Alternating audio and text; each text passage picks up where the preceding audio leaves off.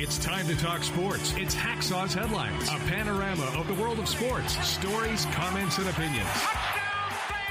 Now, here's iconic sports talk show host Lee Hacksaw Hamilton and co-host John Riley. Who wants to talk sports on a Thursday? We do, you do. From the Dixieline Lumber and Home Center studios in San Diego, heading towards a great sports weekend, we welcome you to our Thursday podcast.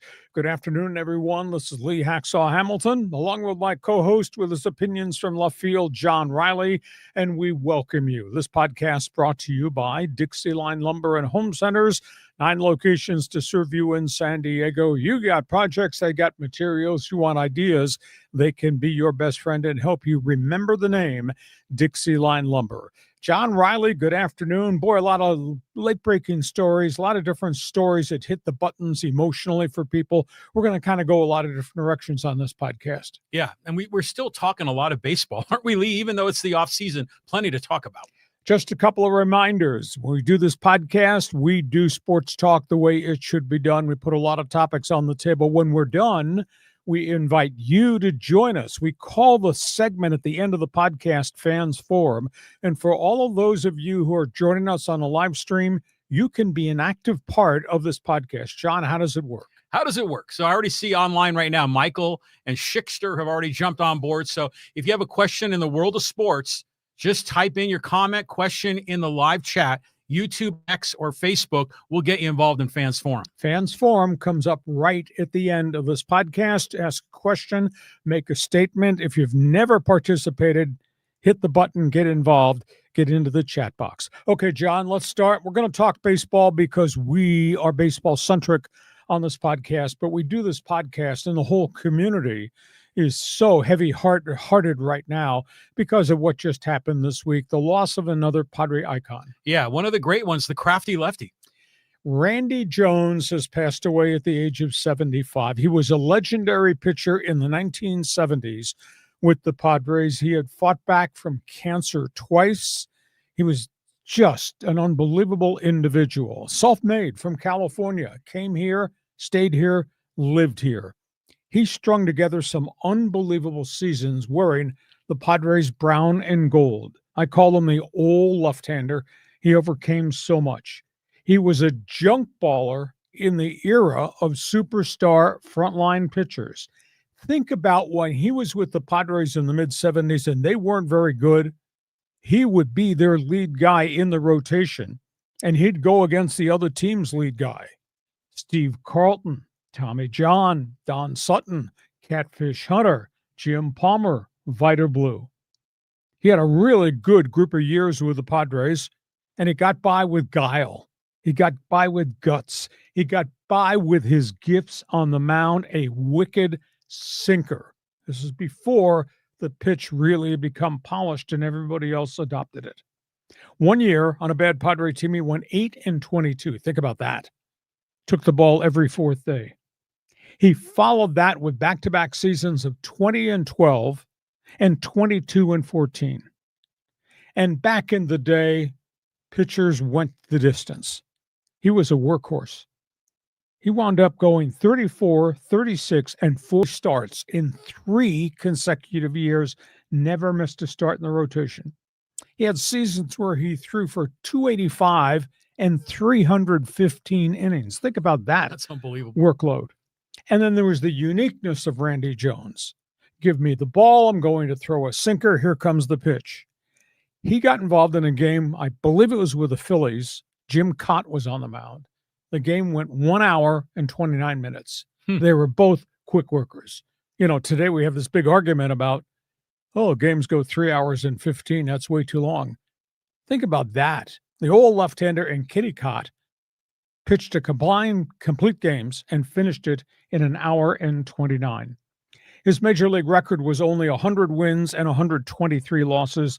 When he left here, he had shoulder problems, and he only lasted another 2+ years. Off the field, loved to talk baseball. Hey, Hacksaw, get over here in the dugout. I want to know what you think about this baseball story. And we go back and forth. He talked to today's players. He loved to talk about yesterday's players, and he faced all the icons over the course of his career. Man, what a heavy heart.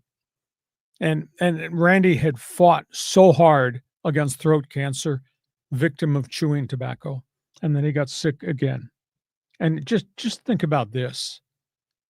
More recently, we have lost such cornerstone fabrics of Padre baseball.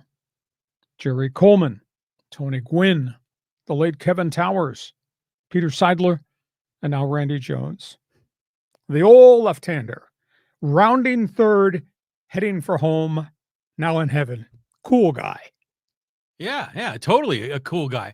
And I remember seeing his name like in the mid 70s, because back then the Padres and the Giants are always near the bottom of the NL West, but he was the guy that piled up all the wins. And didn't he start an all-star game too, I think? And it was a Cy Young Award winner for a bad team. Think about that. And he was like 16-3 at the half. Yes. I mean, that's just insane.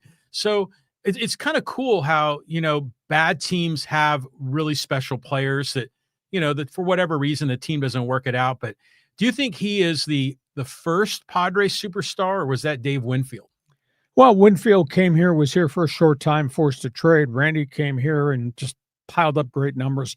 I think he was kind of the first homegrown guy. I mean, he was from Southern California, went to Chapman College in Orange, and then came to the Padres. I would say legitimately he might be the first popular star the Padres ever developed. Yeah, he's just a good guy. I mean, just like the classic ambassador for the team. Yep. Do you remember, 10, 15 years ago in the pregame show, they used to have Padres Social Hour that preceded the pregame show. And Jesse Agler was the host there, but Randy Jones was frequently on there. And, they'd sit on that couch in the corner of the gift shop, and they conducted a fun interview show. They bring in players, and he's just so personable, so likable.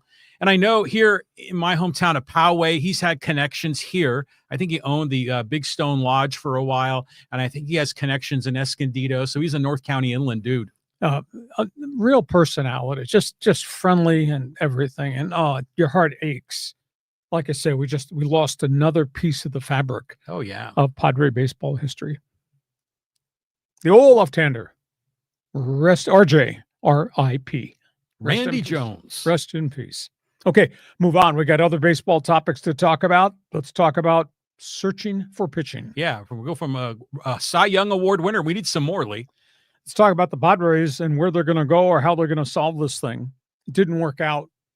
I had theorized maybe the Padres, by offering Michael King, could get him to take the $22 million one-year offer, or by offering it, open the door to talk about maybe a 2-year or a 3-year extension. Didn't work. Michael King and Dylan Cease both rejected the $22 million qualifying offer. The Padres are good 4th-round draft picks for both of them once they sign somewhere else. The other thing that's a bit of a surprise that it's happened so quickly, 2 of the other guys they had real interest in, they've lost access to. I was told that they had interest in Brandon Woodruff of the Milwaukee Brewers, and they would have had conversations with Shoto Imanaga. Those 2 guys changed their mind and accepted the $22 million contract offer. Imanaga goes back to the Cubs in a 1-year deal. Woodruff stays in Milwaukee on a 1-year deal. So the field of potential top-of-the-rotation starters that they could have had has been cut down by what happened with King, what happened with Cease, Woodruff, and Imanaga. Knowing A.J. Preller as I do, cell phone in his hand, all hours of the day. I've been told that the Padres have talked to the Mets about a potential trade for Kodai Senga, Japanese right-hander. Very affordable. Now, he's pitched well, but he's had health issues. 2 years, $48 million left on his contract. I think it's a fairly affordable contract. They talked to the Mets about Senga. They're talking to Pittsburgh about Mitch Keller, who's their number 2 starter in Pittsburgh. He's only got 2 years left on his deal. They're talking to Kansas City about Brad Keller, part-time reliever, part-time starter. So they're out there shopping. I don't know what they got they can use as trade bait aside from Luis Campusano, the catcher who hardly played at all last year up here, but put up unbelievable AAA numbers at El Paso. Doesn't seem to be a spot for Campusano here. Other teams are desperately in need of catching, so maybe Campusano becomes a trade chip to go get one of these pitchers that we're talking about. And of course, out there on the free agent market, there's not many pitchers left that they could afford, but it looks as if they're going to make a run at Tatsuya Imaiya, the Japanese right-hander. Now, I've been told that he's got 7 other clubs that are interested in him. Today was the first day the window opened for clubs to actually negotiate with him. The Japanese right-hander seems to have a 45-day window. He's going to get offers. Might the Padres be in the running? I would think so, only because of Darvish and because of the fact Hideo Nomo works in the Padre front office as an assistant to Preller. That should give them some entree to work to try to get a deal with Imai. The burning question, where are they going to go get starting pitching? Who are they going to get? What's it going to cost them? What do they have to give up? I mean, this is a very complicated issue because I don't think the Padres are operating with an unlimited budget to go add. And think about this. There is no King, there is no Cease, and there's a huge question mark about Joe Musgrove. So they're effectively looking for starters 2 and 3, if not 2, 3, and 4. So that's where we are with Padre baseball. That's the update. Guys coming off the board as quickly as they did, that was a real surprise to me. AJ Preller played this qualifying offer just right, don't you think?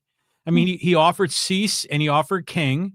They turned it down. He gets 2 draft picks. But those are at the end of the 4th round. But still, I mean, you're getting something, if they walk. There's still a chance that those guys could sign a long-term deal here, so it's not like they're out the door, gone. They're out the door. Okay, well, they're going to get big money. I mean, this is what's going on with, the sport. So they're playing their cards. They think they can make more than $22 million a year, and good on them.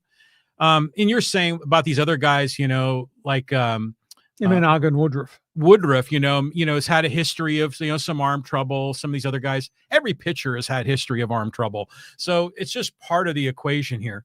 I like the idea of the 2 Keller guys. I mean, those might be interesting pickups. Is Campusano a trade chip? That kind of makes you wonder, what are they going to do at the catcher position? I mean, they're going to have Freddie Fermin, but who's going to be the backup? It's not going to be You Diaz could always again. bring back Elias Diaz. You could. He'll be an unsigned free agent. But, at some point, is Campusano ever going to be a catcher, or is he just going to now be a designated hitter? Well, the Padres must not have faith with him because they brought him up early. He had 28 plate appearances. He had no hits at all. That's pretty terrible. Down in AAA, he played every day and hit the hell out of the ball of the Pacific Coast League. I think he had 25 home runs. Yeah. Hit 326 or something, but that's the Coast League. And I think there's still a haunting deficiency about what he does defensively behind home plate. Yeah, I mean, that's a fair point on him. So I don't know. I think they still have options. There's guys in the bullpen. That's where they have depth. That's where they can trade. It wouldn't be surprised me if Preller pulled a rabbit out of his hat and found a way to package somebody with Cronenworth to get something back. There's going to be something that's going to happen that we never really thought would happen. Yep, because like I say, he's on the phone exactly every minute, all hours of the day. If dude can email or text me at 2 a.m., that means dude is doing baseball-related stuff at 2 a.m. Well, I want my GM burning the phone lines. Okay, so that's the update on the Padres.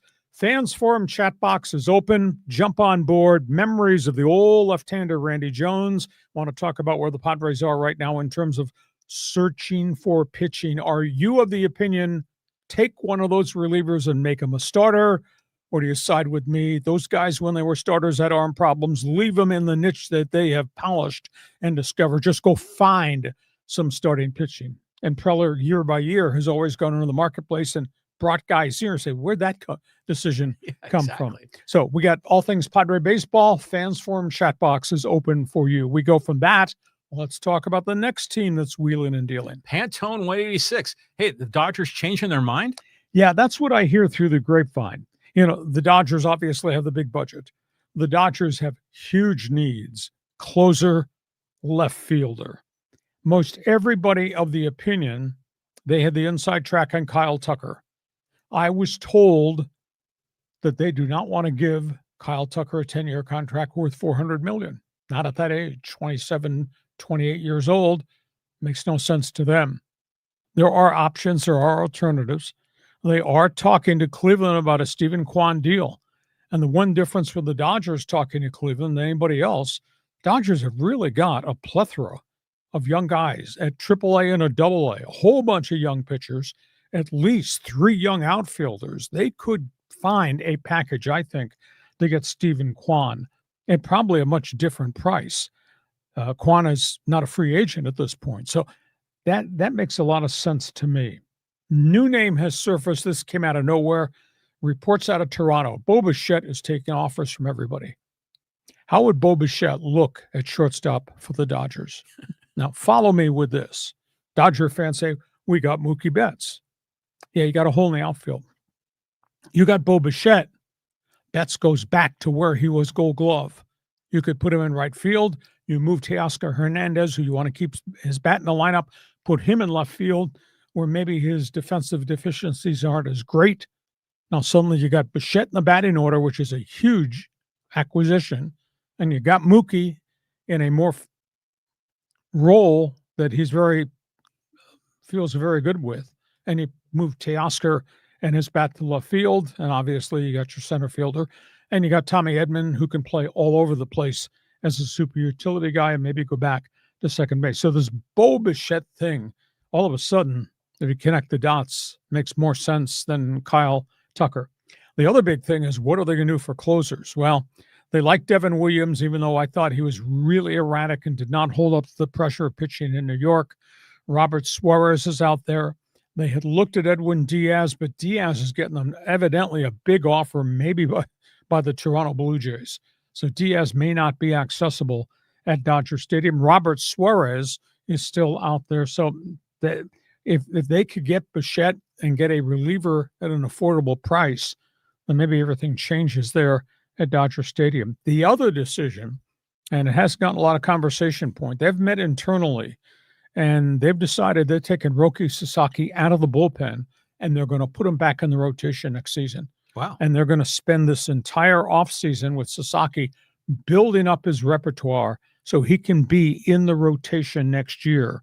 I don't know whether he'd be the number 3 guy, the number 4 guy, number 5 guy, but they need a 6-man rotation. Also, they want to meet with the people who run the World Baseball Classic Japanese franchise. They want to know, they want a definition as to what Ohtani's role in the WBC, what Sasaki's role in the WBC is going to be in the spring for those guys pitching for Team Japan. And they are going to pitch for Team Japan. So the question is, again, this comes in the middle of spring training, the end of spring training, which I think is a bad time to say, okay, Ohtani, here's the ball, you're going to go out and go max effort. Or Sasaki, you're going to be my starting pitcher. So the Dodgers are trying to get definition from Team Japan as to how they're going to handle Ohtani and Sasaki going forward. So, John, those are all the bullet points from what's going on with the Dodgers at this hour. Thoughts? Yeah, they're in on all the sexy names, aren't they, Lee? I mean, that's kind of what you expected. That's a clever thing to put Bichette at short and put Mookie in right. I mean, that kind of solves multiple things at once. I like that idea for the Dodgers. Roki Sasaki as a starter, I mean, that's what you signed him to be. It was nice that he was a closer when the whole bullpen was going sideways. But how are you going to fit all these starters? I mean, you've got Snell, you've got Yamamoto, you've got Glasnow, you have Sasaki, and who am I missing? I'm missing a couple of other Cy Young candidates. Well, somebody fills a role that used to be Clayton Kershaw's. Yeah. So, they're going to have to fill those. And then you still have all these other kind of, in Dodger world, B-level starters, but for other teams might be A-level starters. Like Gonsolin is coming back. Well, Gonsolin's gone. They DFA'd him this past week. Oh, they did? Yes. Okay, interesting. But he's coming off another surgery, so he's useless. But they've got so many kid pitchers led by Landon Knack and then River Ryan. And Emmett Sheehan. Yeah. And then Grove and Stone. And there's a lot of guys they have there. I mean, they're just blessed with resources. So they'll figure it out. Why would they need to wait until the WBC to talk to Team Japan? Just pick up the phone, No, they want to do it between now and then. Yeah, or send someone to Japan for a meeting and kind of get this hashed out. Yep. So that's where we are. Dodger fans, you're invited to join us. It's intriguing because they got this World Series ring now again, and they got to move parts around. But man, if they land Bichette, that changes everything, I think, as it relates to the Dodgers filling holes or changing job responsibility. So we go from that Let's talk about the other team in Southern California. It's been quite an interesting couple of days for Angel baseball. Yeah, they traded the big bat and got a new pitcher. We knew they were shopping Taylor Ward. I was stunned that Baltimore traded a frontline starter to rent a bat. Now, Taylor Ward hit 36 home runs last year, but he also hit in the 230s. Did not hit for average whatsoever, but he's become a power guy, and he was popular at Angel Stadium. They trade him to the Orioles for one of their frontline starting pitchers. Nobody that I know trades established arms, but Baltimore did when they traded Grayson Rodriguez. This guy was a draft pick who became an ace. He's pitched a year and a half in Baltimore. His composite record, John, is 20-8. Hey. He's under control for the next 4 years. Now, he got hurt. He battled bone chips for 3 years. They finally did the surgery for the bone spur. They got that out. But he had a lat injury last season while rehabbing, and it pretty much shut him down for the whole season. He says he's totally healthy. He's in Florida right now throwing. So the Orioles, who have hit a plateau and then never got better with all the good young kids, go get a veteran bat.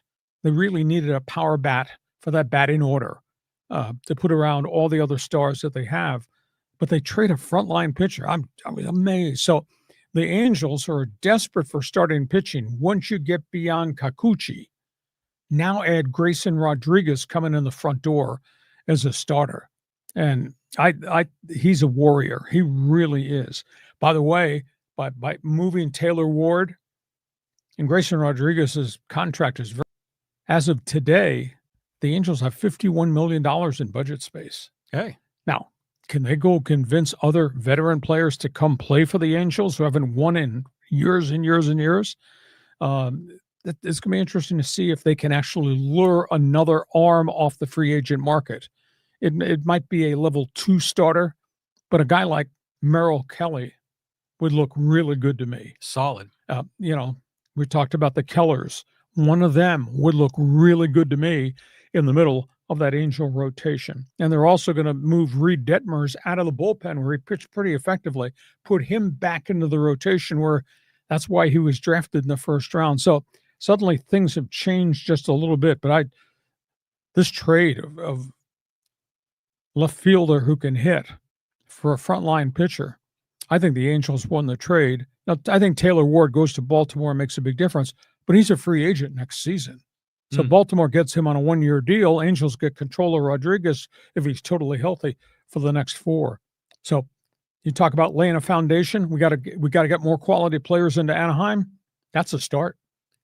Yeah. I'm good for the Angels. I mean, they've got to make they got to take some risks, right? I mean, because their resources are so limited. So if they can flip this guy for that guy and win this trade, win that trade, they can start building more assets. I like that. I got to go to left field and they get another hole in their batting. Well, yeah, but hopefully some kid will come in, or they'll figure out something. I mean, but they're being aggressive, they're being calculating, they're trying to improve. That's a positive sign. But what the hell happened to the Orioles? I mean, this was this up and coming team in the AL East, and they're dealing all their guys away. I mean, are they going to have to start over? No, they got good. They got a lot of good young players, but they never got beyond that plateau. They tried to get pitching, and they went out there and they made the deal to get Corbin Burns, and he had elbow surgery. Had to shut him down, and he won't be back till the middle of next season. They had a really established left-handed pitcher, John Means. I think he threw a no-hitter a couple of years ago. He's had 2 surgeries. He's gone now. He's out of the organization. Finally, they gave up. They couldn't wait.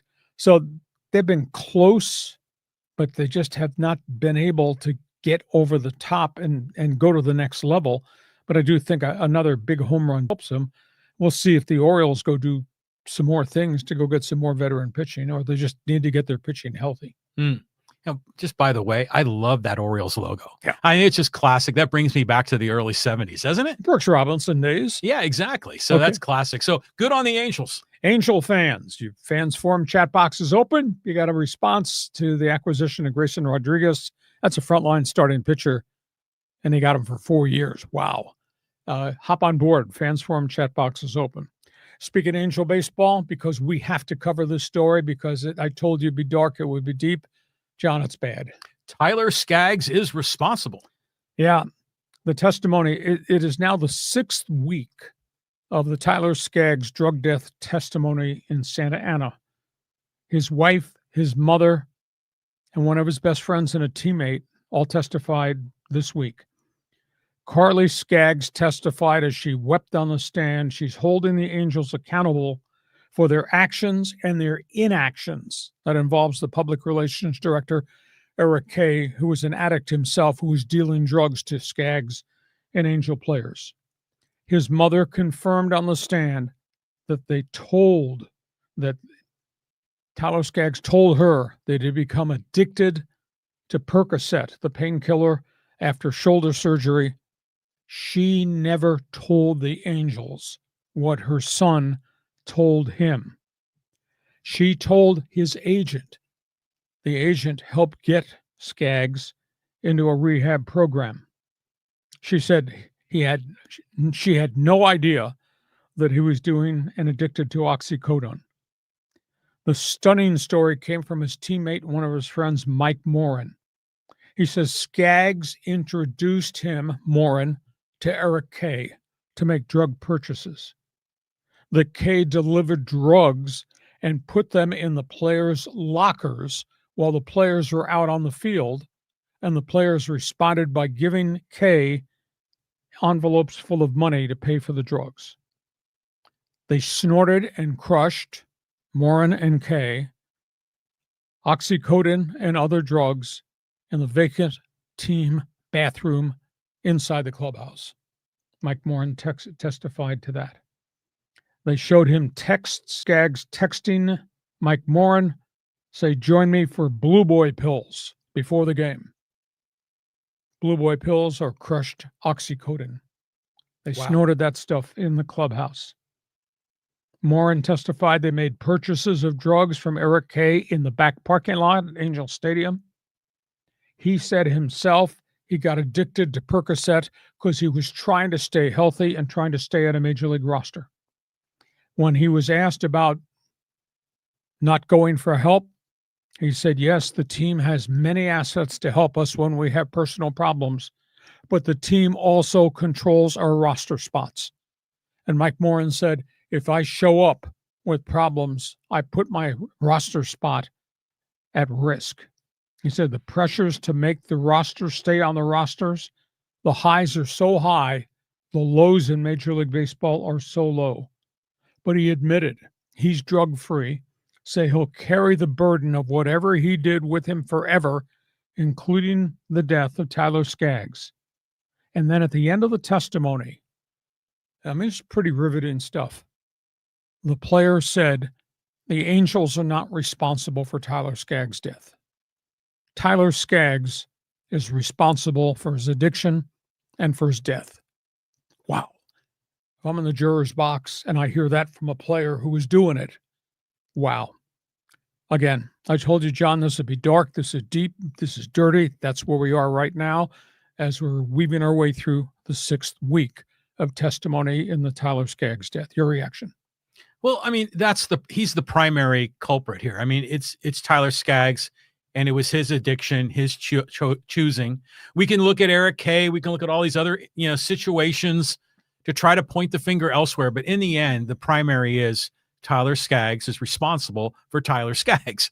But I just don't know how you could play ball and pitch when you're on an opioid. I mean, it reminds me of Doc Ellis, like throwing the no-hitter against the Padres on LSD. Yep. But I just know that when I had a serious injury like 20 years ago and I was on Vicodin, and I remember sitting in my chair and it felt like my soul had left my body and I was like floating above the room. I mean, your mind was somewhere else. Yes, it's trippy stuff, man. And so if you're like snorting that in the clubhouse and then rolling out there to pitch, I don't know how you could throw the ball straight. Well, I think they were both in the rotation. I think they were doing it on off days in which they would not pitch. Wow. That's not an explanation or an excuse. I'm just telling you why I think it happened. But his last two statements, how big an influence is that on the juror that a guy that was doing drugs with Skaggs found out how to get drugs through Skaggs and Eric Kay, and then admits openly, I should have never done this. and then closes out his testimony by saying, Angels are not responsible. Skaggs is responsible. This whole trial is about who caused this man's death. Was it the Angels through Eric Kay, or was it Skaggs himself? Now to have Mike Mourn tell the jurors Skaggs is responsible for all his own actions and his death. Yeah, yeah. But of course, the Skaggs family is going to try to deflect and try to blame it on Artie Moreno and the organization.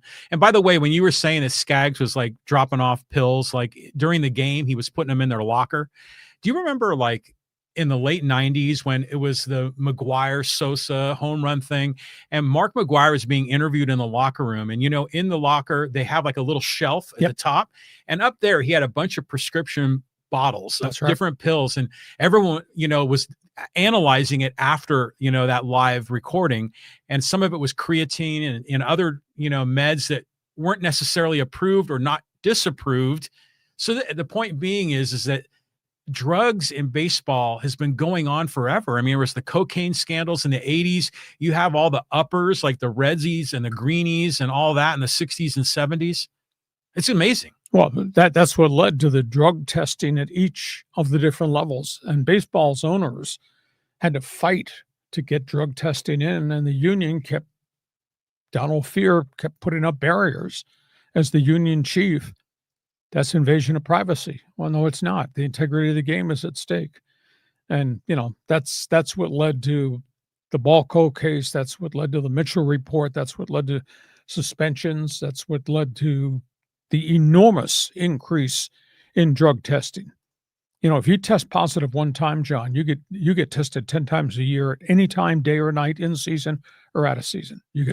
They call you, you got to be there. Yeah. So it's a very different aura right now. So this trial, I think, really takes a turn in the fork in the road because of Mike Mourn's testimony. So you're an Angel fan. We've tried to give you as much information and evidence as we can as we cover the story on Mondays and Thursdays in our podcast.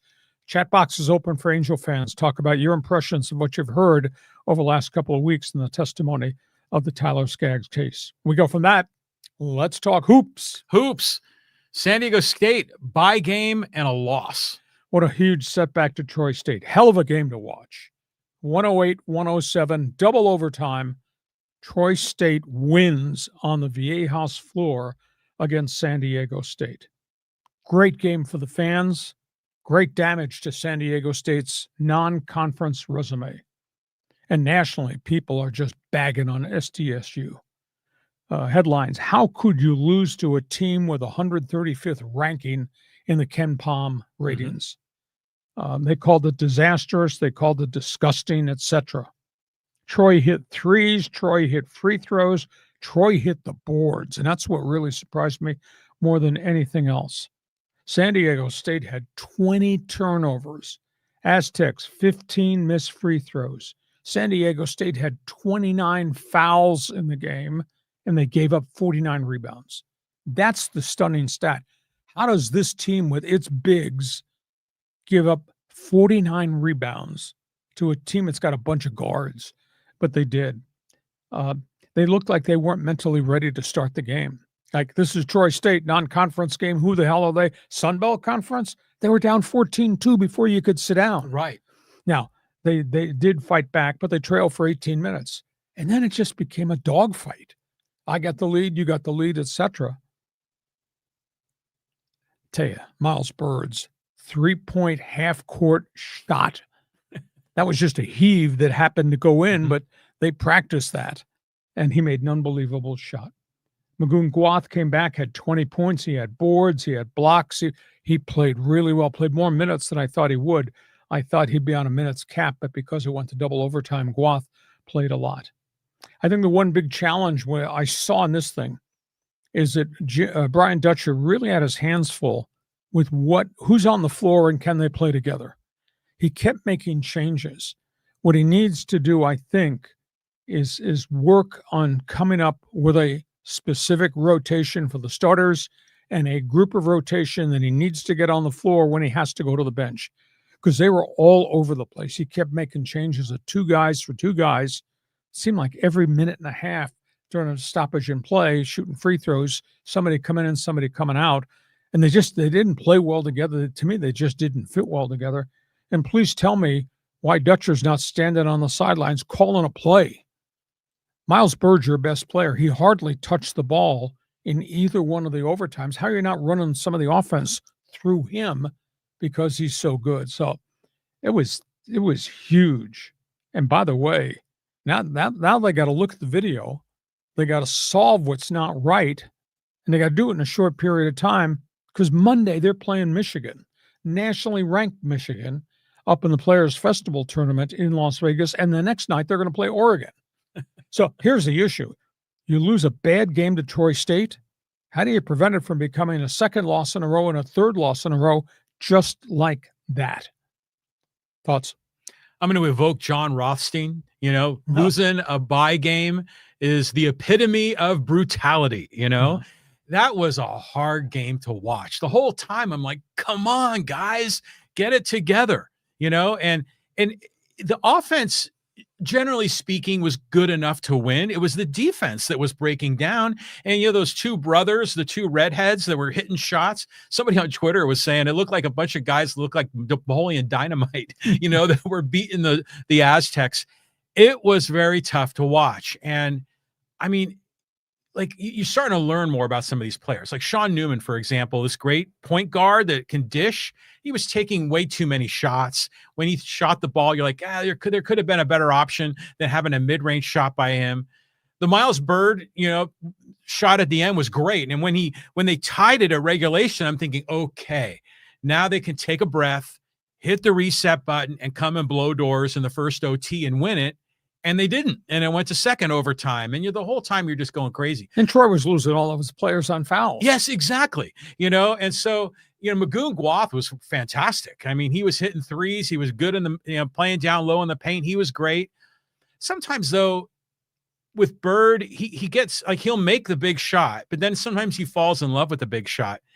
I think in that game, they should have been pounding the paint more, especially since Troy was undersized. Because you got Miles Heide down there and Pharaoh Compton. You got some big boys, Jeremiah Odin. They can be very effective in the paint. But to your point, they're going to now go and play Michigan, I've got a bunch of dudes that are like over 6'9". Mm-hmm. And so it's going to be a completely different game. They're going to have to play incredible defense to shut them down. And I'm concerned that they're not going to be able to do it.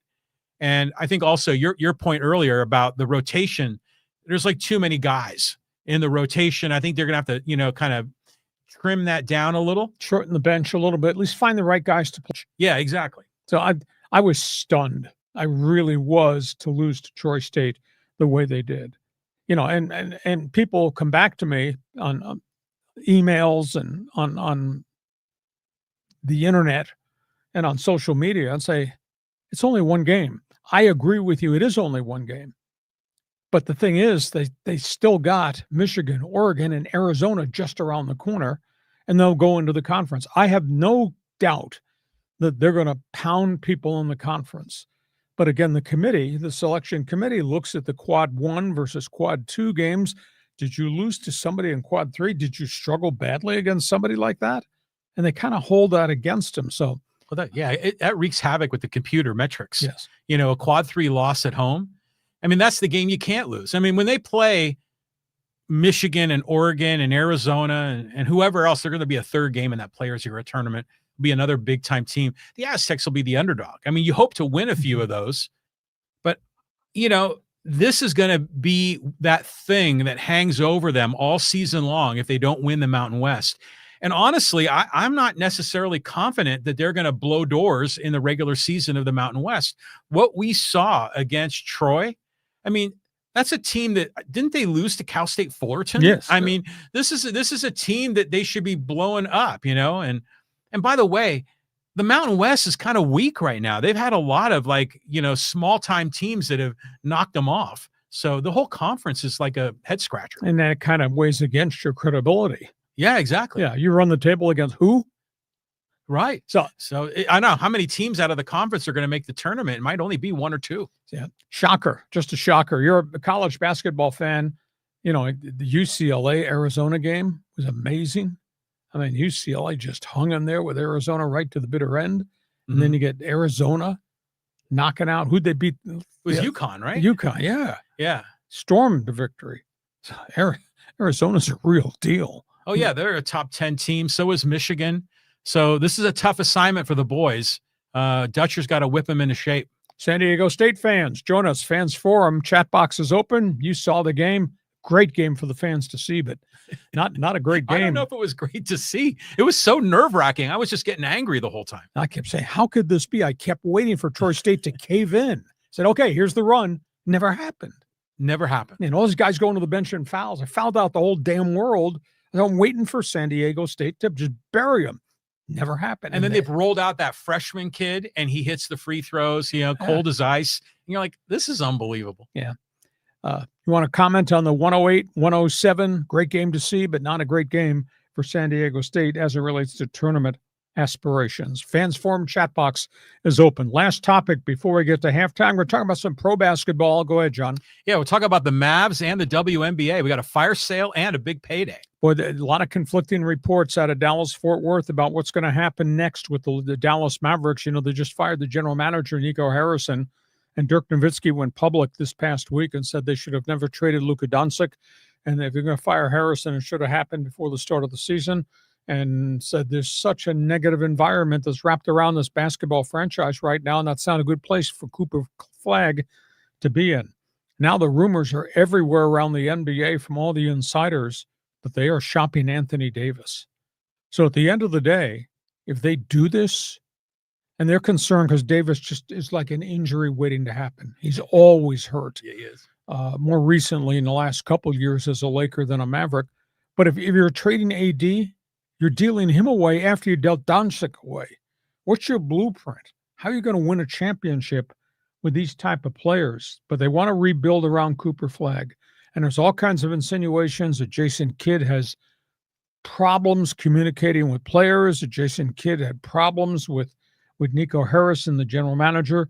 It's just not a good situation. And the bitterness is ankle deep. You can't go to a game in Dallas to see a Mavericks game without Mavericks fans showing up wearing Laker jerseys for number 77 or just fire Nico or just booing the team. And the team's got so many injuries on top of it. So it's really weird. Now, like I say, the hot rumor this week from insiders around the Dallas Mavericks is they are shopping Anthony Davis in a significant trade. The other story is the WNBA. John and I have talked extensively about the Caitlin Clark era, the arrival of great players, great personalities, the explosion of the TV ratings, the values of the franchises have rocketed, all these expansion teams that have now come to join the league, and the fact that the players are wearing T-shirts during the playoffs, pay me what you owe me. Amazing picture I've got of that. And they're at loggerheads because the commissioner kind of denigrated the women in the WNBA. You ought to be on your knees thankful we gave you a platform to earn this money. My God, what a stupid thing to say. So they want the commissioner removed. Anyhow, the WNBA and its lawyers just made a huge offer to the union representing Caitlin Clark. They have offered a max contract of $1.1 million per year, and they've changed the rule. You can have more than one max contract if you can afford it. So multiple players could be getting $1.1 million. The old max number was $249,000. So that's quite a hike for a star to go from $249,000 to $1. It's gone from $60,000. The new offer, anybody on a minimum salary gets two bills, $200,000. All right. That's pretty significant. The average salary in the league, which was in the 90s, 92, 93,000, average salary is going to go up to $460,000. So those are the hard numbers that have been offered. The union has not yet responded yet, but pay me what you owe me because I'm worth it. That looks like a pretty significant offer for all these players. I wonder if they can do this, solve this, and just get the credibility back and the excitement back to the WNBA. Well, first of all, they were being paid what was owed because they had a contract, but do they deserve more money? Yeah, they do. And with the stature of the league rising, there's a lot more eyeballs, there's a lot more TV money. So yeah, let's up the pay and, make this a viable opportunity for these young ladies. The Mavs thing is just nuts. I mean, when that trade went down for Luka, we're like, I couldn't believe it. I mean, I couldn't believe Dallas was dumb enough to trade him for Anthony Street Clothes Davis. And his injuries. He's always hurt. So I can understand why they're angry. I can understand why they won't let it go, that they're constantly showing up at the arena, harping on the GM, on ownership. How could you trade him? They're wearing the Lakers jersey. Yeah, it's almost like you do need to blow it up, because Anthony Davis will forever be the symbol of that bad trade. Yep. And so you almost have to clear out that space and then hit a refresh button. But they still have Kyrie Irving still there, right? But he's hurt. He's had 2 surgeries. Okay, so what a mess.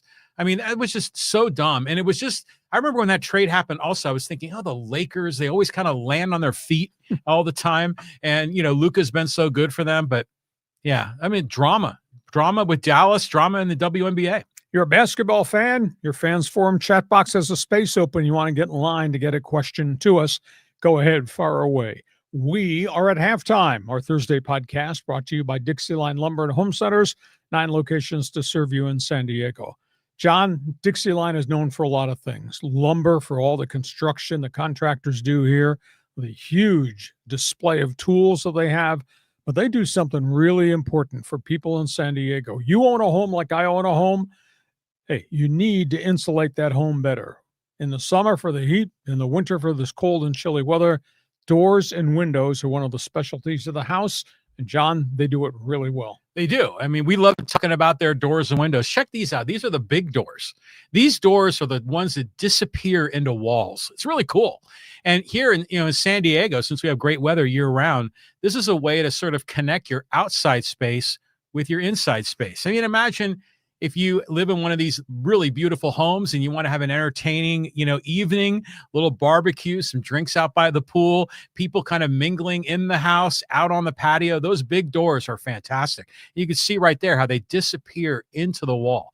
But if you're looking you just want a simple replacement window in your bedroom or in your bathroom because it's kind of rusty and you need something simple and easy and inexpensive, Dixieline can help you there as well with vinyl replacement windows. So they're your go-to guy for anything for your home improvement needs. Yeah, doors and windows. Go to Dixieline.com. Just see what they've got to offer. We are at halftime on this podcast. Just a couple of notes.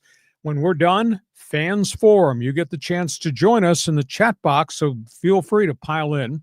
In addition, you like sports? I write about sports every day of the week on my website. Please check my website. It's there first thing every morning, LeeHacksawHamilton.com. You get the best 15 minutes in sports. You can read through that in 5 minutes. You'll be fully updated in everything that has happened in sports and my one man's opinion column. Go read what I just wrote about the old left-hander, Randy Jones, and the San Diego Padres. So you get my columns, you get the best 15 minutes in sports.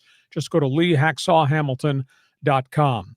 Want you to share, tell everybody what we do Mondays and Thursdays at 1:30. You can subscribe. The minute you subscribe on YouTube, you'll get the alerts every time we put additional videos up. I posted 5 different videos today on my YouTube channel. You'll get the alerts every time there's additional videos that are up there. Join me on social media. I want you to become part of my Twitter all-star team. Just go to Lee Hacksaw Hamilton, hit the follow button on X. We got you covered lots of different ways. Join us. And again, thanks for being part of what we're done. You want to add anything from left field? Thanksgiving's next week, man. I mean, you ready for some football all day on Thanksgiving? I'm ready for football all the time. Yeah, you are. I know you are. Okay, we're ready. Let's move into the second half of this podcast. John, you brought that topic up. What do you want to cover? Okay, let's talk about the big NFL weekend. We got some big games coming. Yeah, let's just wheel and deal. There's all kinds of activity here in the National Football League.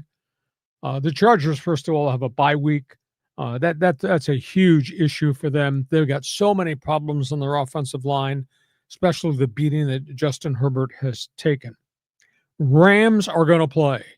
Rams are sitting there at 8-2, and they get Tampa Bay. This Rams team, it just moved the ball on everybody and stuffed everybody with their defense. Matthew Stafford, 27 touchdowns and 2 interceptions this season.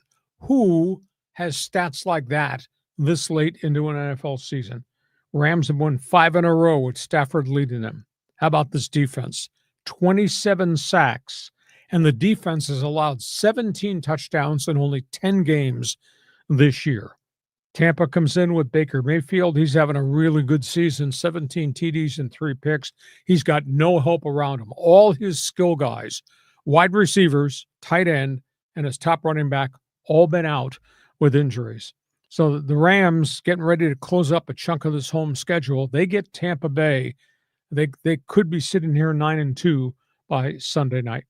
You got the Eagles against Dallas in the NFC. Philly has won 4 in a row. Jalen Hurts is on a heater. 16 touchdowns and interception. But they have lost their center with a knee injury. They've lost their star right tackle, Lane Johnson, with a Lisfranc fracture of his foot. He's gone for the year. But by virtue of all the trades Philadelphia's GM Howie Roseman made right before the deadline, this defense is really on fire, and they're going to have to go after Dak Prescott. Now, Prescott's got 21 touchdowns and only 6 picks this season.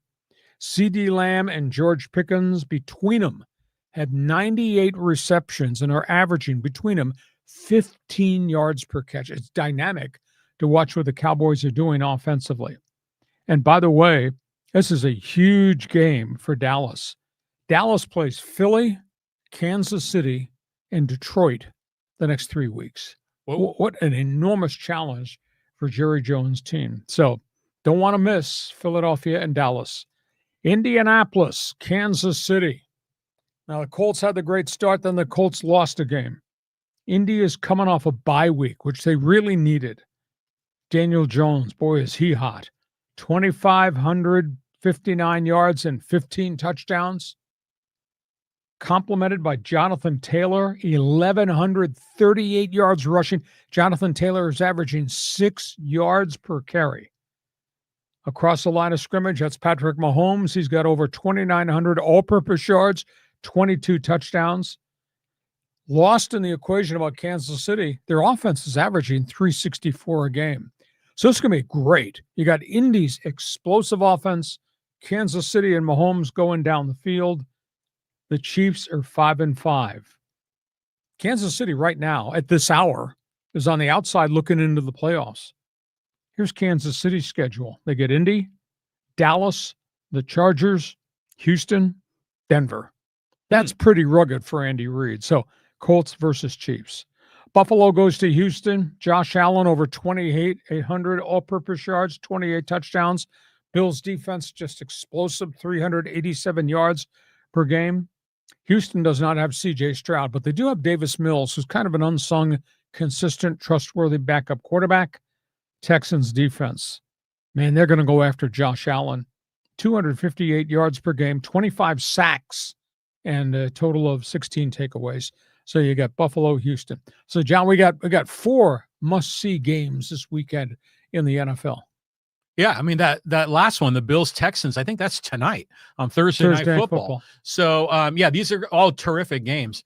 You know, the Rams and the BUCS, just as you were explaining that, and yeah, the Rams are just having a great season. Like you said, they probably could be undefeated if their kicker was consistent.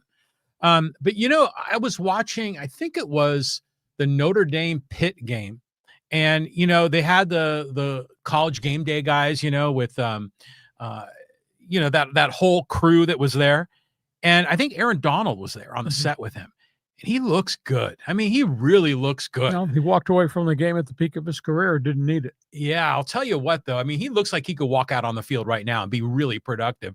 But, you know, the Rams are blessed with all kinds of talent there. So, yeah, these are all terrific games. You know, when you were going through the Kansas City schedule, I was thinking to myself, you know, the parts of that schedule are rugged, but there are some games there that are winnable. I mean, the game against the Chargers, the game against, I think, was it Houston was on their schedule? So you could see a scenario where the Chiefs could suddenly go from 5-5 to becoming 8-5 or 9-6, and then suddenly be in the wild card picture. Well, you got Kansas City plays the Colts, big game, Dallas's offense, Justin Herbert, Houston's defense, and all things Denver. Yeah, the Denver matchup's going to be tough. Yep. But the rest of those games, I think, are winnable. and there's a shot, and they can do it. Okay, we shall see. You want to talk about hot games in the NFL? Feel free, jump on board. We got our NFL notebook here, John. Yeah, we do. We got some quarterback problems starting in Cleveland. Shedeur Sanders, you start. Hey. So he will be the starting quarterback against the Raiders this weekend. Sanders, he was miserable in his first appearance off the bench. After they benched Dylan Gabriel last Sunday, Shedeur was 4 for 16, interception, fumble, 2 quarterback sacks. Now he's had another week practicing with the number 1 unit, but he's going to face Max Crosby and a pretty fierce Raider pass rush. Shedeur becomes, checking the out-of-town scoreboard, the 42nd different starting quarterback in Cleveland since 1999. Think about that. 42 different starters in 25 years, 26 years. What a cluster. Unbelievable. The other big Cleveland story, Bernie Kosar is in stable condition after kidney transplant surgery. He's been sick for the last couple of years.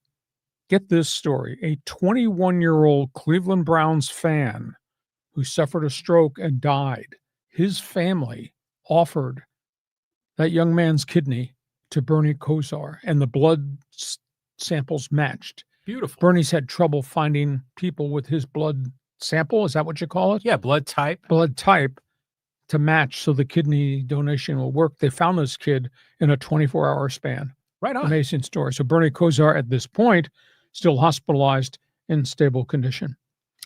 Atlanta, Michael Penix, gone for the year. Going to have surgery, torn knee ligament, left knee.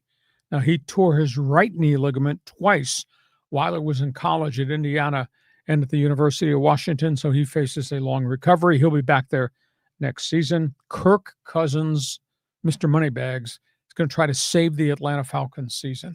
He's hardly played at all this year, hasn't played well when he's played after Penix got hurt. He's going to have to be the starter. The Raiders situation, public vote of confidence. What else is Pete Carroll going to say? That's his quarterback. To Geno Smith. Geno Smith, 13 interceptions, been sacked 30 times. The Raiders are averaging 268 yards per game. And Pete's being criticized about why you have Ashton Jeanty, your number 1 pick. Why you're not running him? Last week, he had 6 carries for 7 yards. Well, at the end of the day, Pete Carroll can't say my offensive line's horrid, but the statistics bear out how horrid they are offensively. They are so devoid of talent in the Raider Nation right now. I don't know if they're going to win another game. They just can't protect Geno Smith, and they can't stop the other guys defensively. So I told you so. I told you so. I told you so back at the end of the offseason. And when Pete Carroll came here, we were all excited. And by the time they got to opening day, I didn't like their roster. They had not solved the offensive line problems, and they lost so many guys at linebacker and in the secondary. I thought, how are they going to stop anybody? And here we are now at 2-8. Quarterback getting the hell kicked out of him. Number 1 pick can't run the football, and they can't make any plays at linebacker or in the secondary on the back 7. I hate to act this way, but I told you so.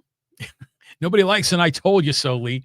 I'm just thinking this sets up nicely for Shedeur Sanders and the Browns. I mean, they're playing the Raiders, right? So if there's an opportunity for Shedeur to get a win and kind of build his confidence and get the community rallying around him, this is the opportunity for him. So this could be kind of fun to watch. And by the way, Atlanta's got to be now happy they have Kirk Cousins. I mean, imagine if you had to go to, who else do they have? No, he is the guy. He's the backup. Yeah. Because they're paying him all that money, but they've lost so many games. They're out of the playoff race.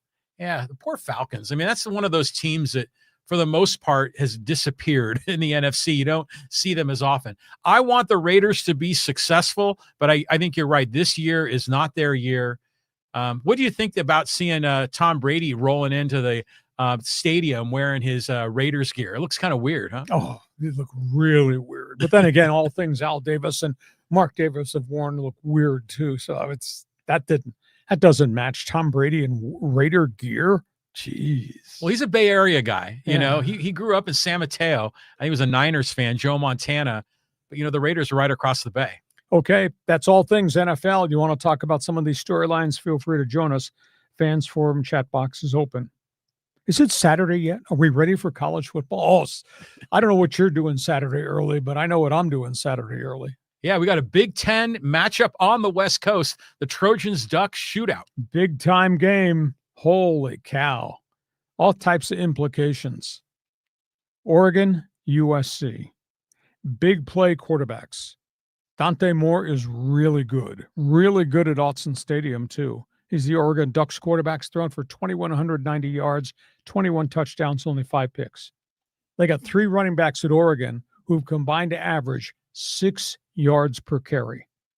At the end of the day, Oregon is averaging 475 yards per game and converting 49% of their third downs. SC, really consistent year for Jaden Mayava. He's thrown for over 2,800 yards and 18 touchdowns. His group of running backs have played 3 of them this year because of injuries. They're averaging 5.5 yards per carry. And Makai Lemon, 71 receptions, 15 yards every time he catches the football. And SC's converting on 51% of their third downs. SC is averaging 488 yards per game. This is going to be a shootout. I don't know if it's going to rain in Oregon on Saturday afternoon at 12:30, but what a game this is going to be. And here's the intangible. At Autzen Stadium, the Oregon Ducks are 52-5 at home since 2017, and Dan Lanning 46-8 as a Ducks head coach. But boy, you talk about 2 great offenses, home field advantage, really good coaching. Talk about X's and O's and wild men on the sidelines. It's going to be a great game. Oh, yeah. It's going to be fantastic. Now, a question for you, Lee. With the Big Ten expanding, are they in one solid conference, or do they have an East and a West division? No, it's one whole group. One table, I guess you'd say in soccer terminology. So right now, neither one of these teams is likely to win the Big Ten. It's either going to be Ohio State or Indiana. But these are probably both bowl teams. Certainly bowl teams. Playoff teams. But one of them is going to make the playoffs. They might both make the playoffs. Interesting. Although Oregon obviously has gotten beaten, and USC's got 2 losses. I think Oregon lost to Indiana, didn't they? Yes, at home in Autzen Stadium. Yeah. I mean, Indiana is just having a hell of a run. So, yeah, this is must-see TV for Saturday. I mean, this is going to be a terrific matchup. Yeah, what a venue. Holy cow, that place is unbelievable. It's going to be like the old Pac-12 for one day. Yeah, exactly. So, college football fan, what do you think about Oregon USC? That's about really the only quality game that is on the schedule this weekend. Last topic on the table. Quickly, we're going to do headlines before we're going to the chat box to find out what you've got to say. San Diego FC, they got the playoffs coming up. They play Monday night against Minnesota United in the second round of the MLS playoffs. They are now in the knockout round. Win and move on, lose and you go home. They play here at Snapdragon Stadium, but they got a problem. Their top 2 goal scorers are not well. Chucky Lozano re-injured a hamstring on the bye week because he'd gone to rejoin the Mexican national team. He's got a hamstring injury. I don't think he practices. I don't think he plays on Monday. And to complicate it, Anders Dreyer, who's had a mystical season, goes to Denmark to join his national team, and he gets sick. It's a viral infection. They shut him down. They remove him from the locker room. He is back here now. I'm not sure he's practicing. And we don't have any definition as to whether CJ Santos, the goalkeeper, who suffered a fractured cheekbone at the end of the season, whether or not he's going to be able to play. So suddenly, this is a very different SDFC team, John. If you don't have Chucky and you don't have Dreyer, wow, what a bad time for this to happen. And here comes Minnesota United in a knockout game. So that's one big soccer story. Second big soccer story is Team USA. They beat Paraguay in a friendly. Then they come back and they destroyed Uruguay. Team USA has finished up with 5 straight wins at the back end of this 2025 schedule before they get to the Christmas break, and then they begin preparations for the World Cup. They made 9 lineup changes for Tuesday's game. They sat a whole bunch of people, and their young guys came up and got them another win. It's really interesting. The national media is now referring to Team USA's roster as unrecognizable in a positive way. You don't know what to expect. In essence, they have talent, they have now speed, and they got diversity. In essence, now the national media says maybe Mauricio Pochettino was correct in how he handled the composition of this roster. Remember, Pulisic left, could not play during some of the friendlies because of injuries. Same thing with some of the other players. And all of a sudden, Mauricio pushes the younger guys who's still there onto the pitch, and they put together some really impressive games. 5 straight wins coming after the mess with the Nations League and the early loss in the Gold Cup. Is there anybody out there that would like to take a number to stand in line to apologize to Pochettino? Has anybody seen or heard from Landon Donovan, Alexi Lalas, Clint Dempsey, Tim Howard lately? Those are the guys who are also terribly critical of Pochettino with the roster construction that he was employing. And all of a sudden, they've won 5 in a row, get to the Christmas break. They think they got their 26 players chosen to go to the World Cup. So we'll talk USA soccer if you want. Last topic on the table, they're here. Formula One guys, they're here stateside. Las Vegas Grand Prix. They run it Saturday night rather than Sunday. Lando Norris, 7 wins, point leader in the massive run for the championship money. Oscar Piastri, his teammate, is in second place. They both have 7 wins, but Piastri has not done well the second half of the season, been shut out from the podium. And the third one is Max Verstappen, who's been screaming towards the top. He's got 5 wins. He's in third place, Mr. Cutthroat. The Vegas Grand Prix, there's only 3 events left on the schedule. So these guys are here. This will be fascinating because Norris has just become so dominant. Piastri is so troubled, and Verstappen's got all this controversy wrapped around him as he's trying to chase down to finish first in the points race. So they run Saturday night in Vegas. So, John, SDFC, Team USA, all things F1. That's awful news for San Diego FC. I mean, if they don't have Chucky and Dreyer, that's trouble. It's not the same team. It's not the same team at all. And by the way, that's on at the same time as the Aztec-Michigan game, both on Monday night. So that's going to be tough to flip between the two. So hopefully San Diego FC got the plan at home. They can advance, survive and advance and move on. To your point, I was thinking the same thing as you when you were talking about Team USA and all the heat that Pochettino was getting. And now everything's kind of looking good. I mean, could this team actually get into knockout play in the World Cup and maybe kind of creep into the quarterfinals or, God forbid, could I say it, the semifinals of the World Cup?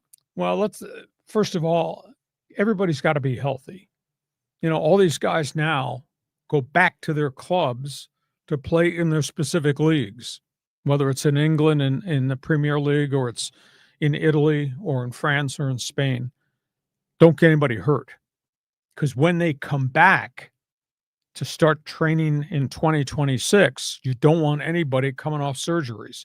So that's the most critical piece of the equation. But Pochettino's got 26 guys now. These are his guys. He's chosen. Nobody else is coming to camp. And he's got the layers of stardom. He's obviously got Pulisic at the top. But I tell you what they got from the young guys, from what they've seen from Reina, what they've seen from Balogun and some of the others, what they've built on the back end has been really, really impressive. So they've got layers of talent, a lot of experience, obviously a lot of youth, but the youth played a ton of games in all these friendlies, these exhibition games throughout the 2025 schedule. So got to be healthy when we get here in January to start the winter training and just not have any major injuries before we get to the World Cup. Yeah, it was incredible, that game against Uruguay, because they were up 2-0 early. And then I flipped away, and then I came back like 10 minutes later, and suddenly it was 4-0. So they're explosive. And that Diego Luna kid, who's one of the young guys, he scored a goal. So it's looking really bright for them.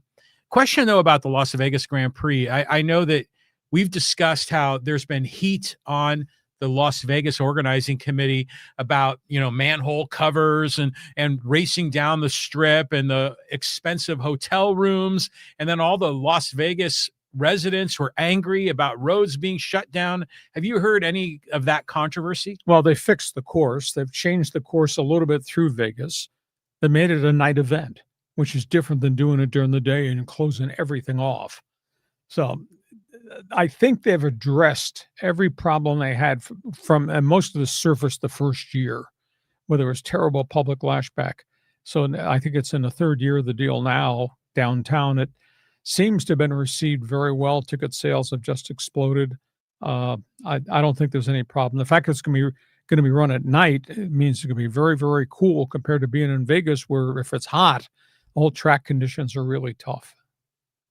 Hopefully it doesn't rain. I mean, we've been getting some rain here in this part of the United States. They run in rain. Yeah. Well, remember that was that race they went in Brazil where it was like hail and all kinds of crazy stuff. Yeah. Orange flag weather. That's the term they use to describe how violently bad the weather was in Sao Paulo for the Brazilian Grand Prix just a week ago. So this is going to be fun, and it's going to be on TV. And, I'll be intrigued to see how TV actually can cover a night racing event rather than during the day. Imagine just being out at the casinos, gambling, having some cocktails with your buddies. You could roll out onto the sidewalk and see these cars flying by. I mean, that's just going to be a really neat experience for Las Vegas. Yeah, so it's gotten pretty good reviews. So last year it ran flawlessly, and now this year, and obviously we got all the storylines with the top 3 drivers. It's going to be interesting. Well, now the Players Era tournament for basketball is in Vegas too. I mean, there's a lot going on. There's always a lot going on in Vegas. What happens in Vegas stays in Vegas, by the way. Okay, those are hot topics on the table because we do sports talk the way it should be done. It is now your opportunity to join us. It's time for Fans Forum. Got a question? We got answers. You got a statement to make? Go ahead, stand up, sound off, and then we'll evaluate who you are by what you say. Fans Forum chat box is open. Podcast brought to you by Dixieline Lumber and Home Centers, 9 locations in San Diego. Think windows, think doors. Go to Dixieline.com to see all the things they have to offer. John, I'm ready. Are you ready? I'm ready. We got a lot of Fans Forum guys are ready here too. Go ahead. Let's kick it off with Michael. He says, hey, good day, gentlemen. Quick question. With the injuries to the Ohio State receiving corps, meaning Smith and Tate, how do you believe it might affect Ohio State as they play TTUN and making a playoff run? I don't think the injuries are serious. They've not revealed what's happened to Smith or to Tate, but the fact that those guys are on the sidelines just in uniform, I think those guys will be okay. Ohio State, Indiana coming up for the Big Ten championship a week out. I think those guys will be ready. It's going to be a great game. They've got so many great players at Ohio State beyond the quarterback and the wide receiver and the running back by committee. They may have 2 of the top 5 draft picks, both on the defensive side of the ball. So Caleb Downs is a phenomenal talent in the secondary, and they got great linebacking. So Ohio State just to me just looks loaded. Yeah, they're like almost like an NFL team. Yeah. Where did head coach Ryan Day come from? I mean, did he come up through the ranks at Ohio State? Yeah, I think so. He did. He was an assistant and he got elevated. Interesting. I mean, he's just been terrific since he's been there.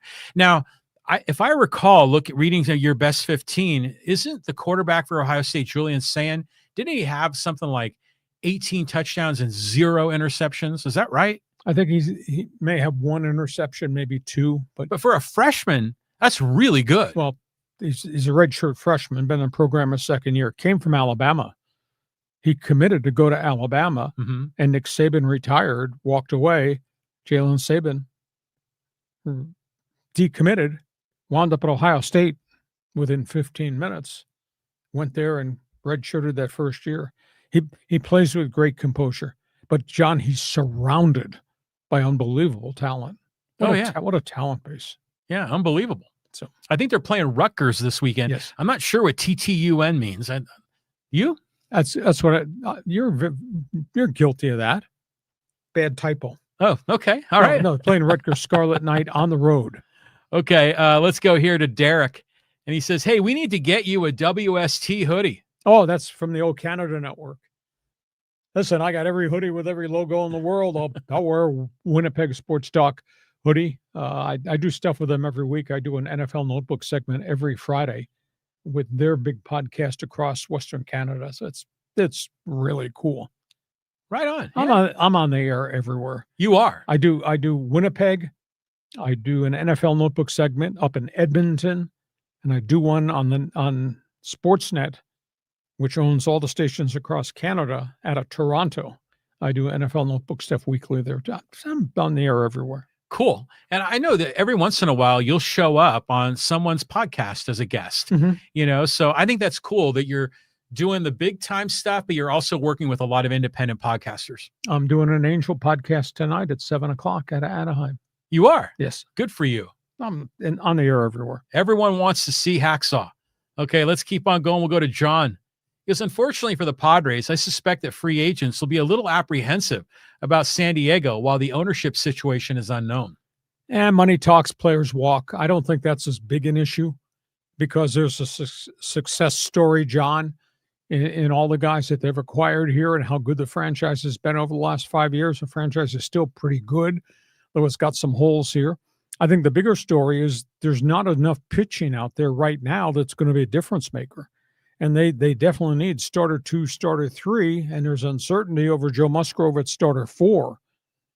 So how many pitchers can they acquire, who they are, what's going to cost them, and where they're going to go to get them? Is it by virtue of trade? Is there going to be a free agent? They're going to steal somebody from Japan, which is where they've gone to go get players virtually every year that A.J. Preller's been here in the last 4 or 5 years. So it's going to be fascinating to see. But they've got a little bit of money, not a lot.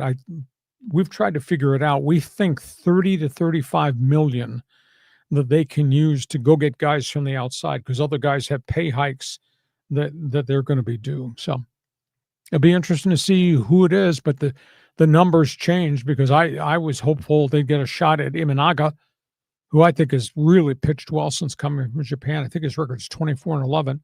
And I was hopeful maybe they could get Woodruff on a low price contract because Woodruff missed 2 years but showed at the end of last season. I think he went 6-0 at one point with Milwaukee, but then Woodruff turned around and accepted the 1 year, $22 million deal. So I was hoping to get Michael King back, but that does not appear that's ever going to happen. It might. I mean, it's not completely ruled out.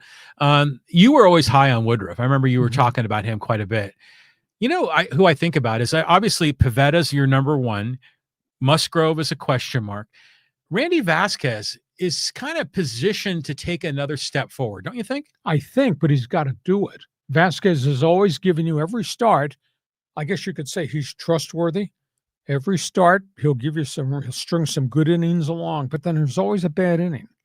The bad inning might be the second. The bad inning might be the 4th or 5th. And all of a sudden you're in a hole and you can't come back. Well, it seemed that they were really limiting him to when he got to the 3rd time through the rotation. That's when they pulled him. So he was always getting pulled like with 4 2/3 innings. So he could never qualify for the win. So it just might need a few little more tweaks. And maybe you can get him to be a 6-inning guy.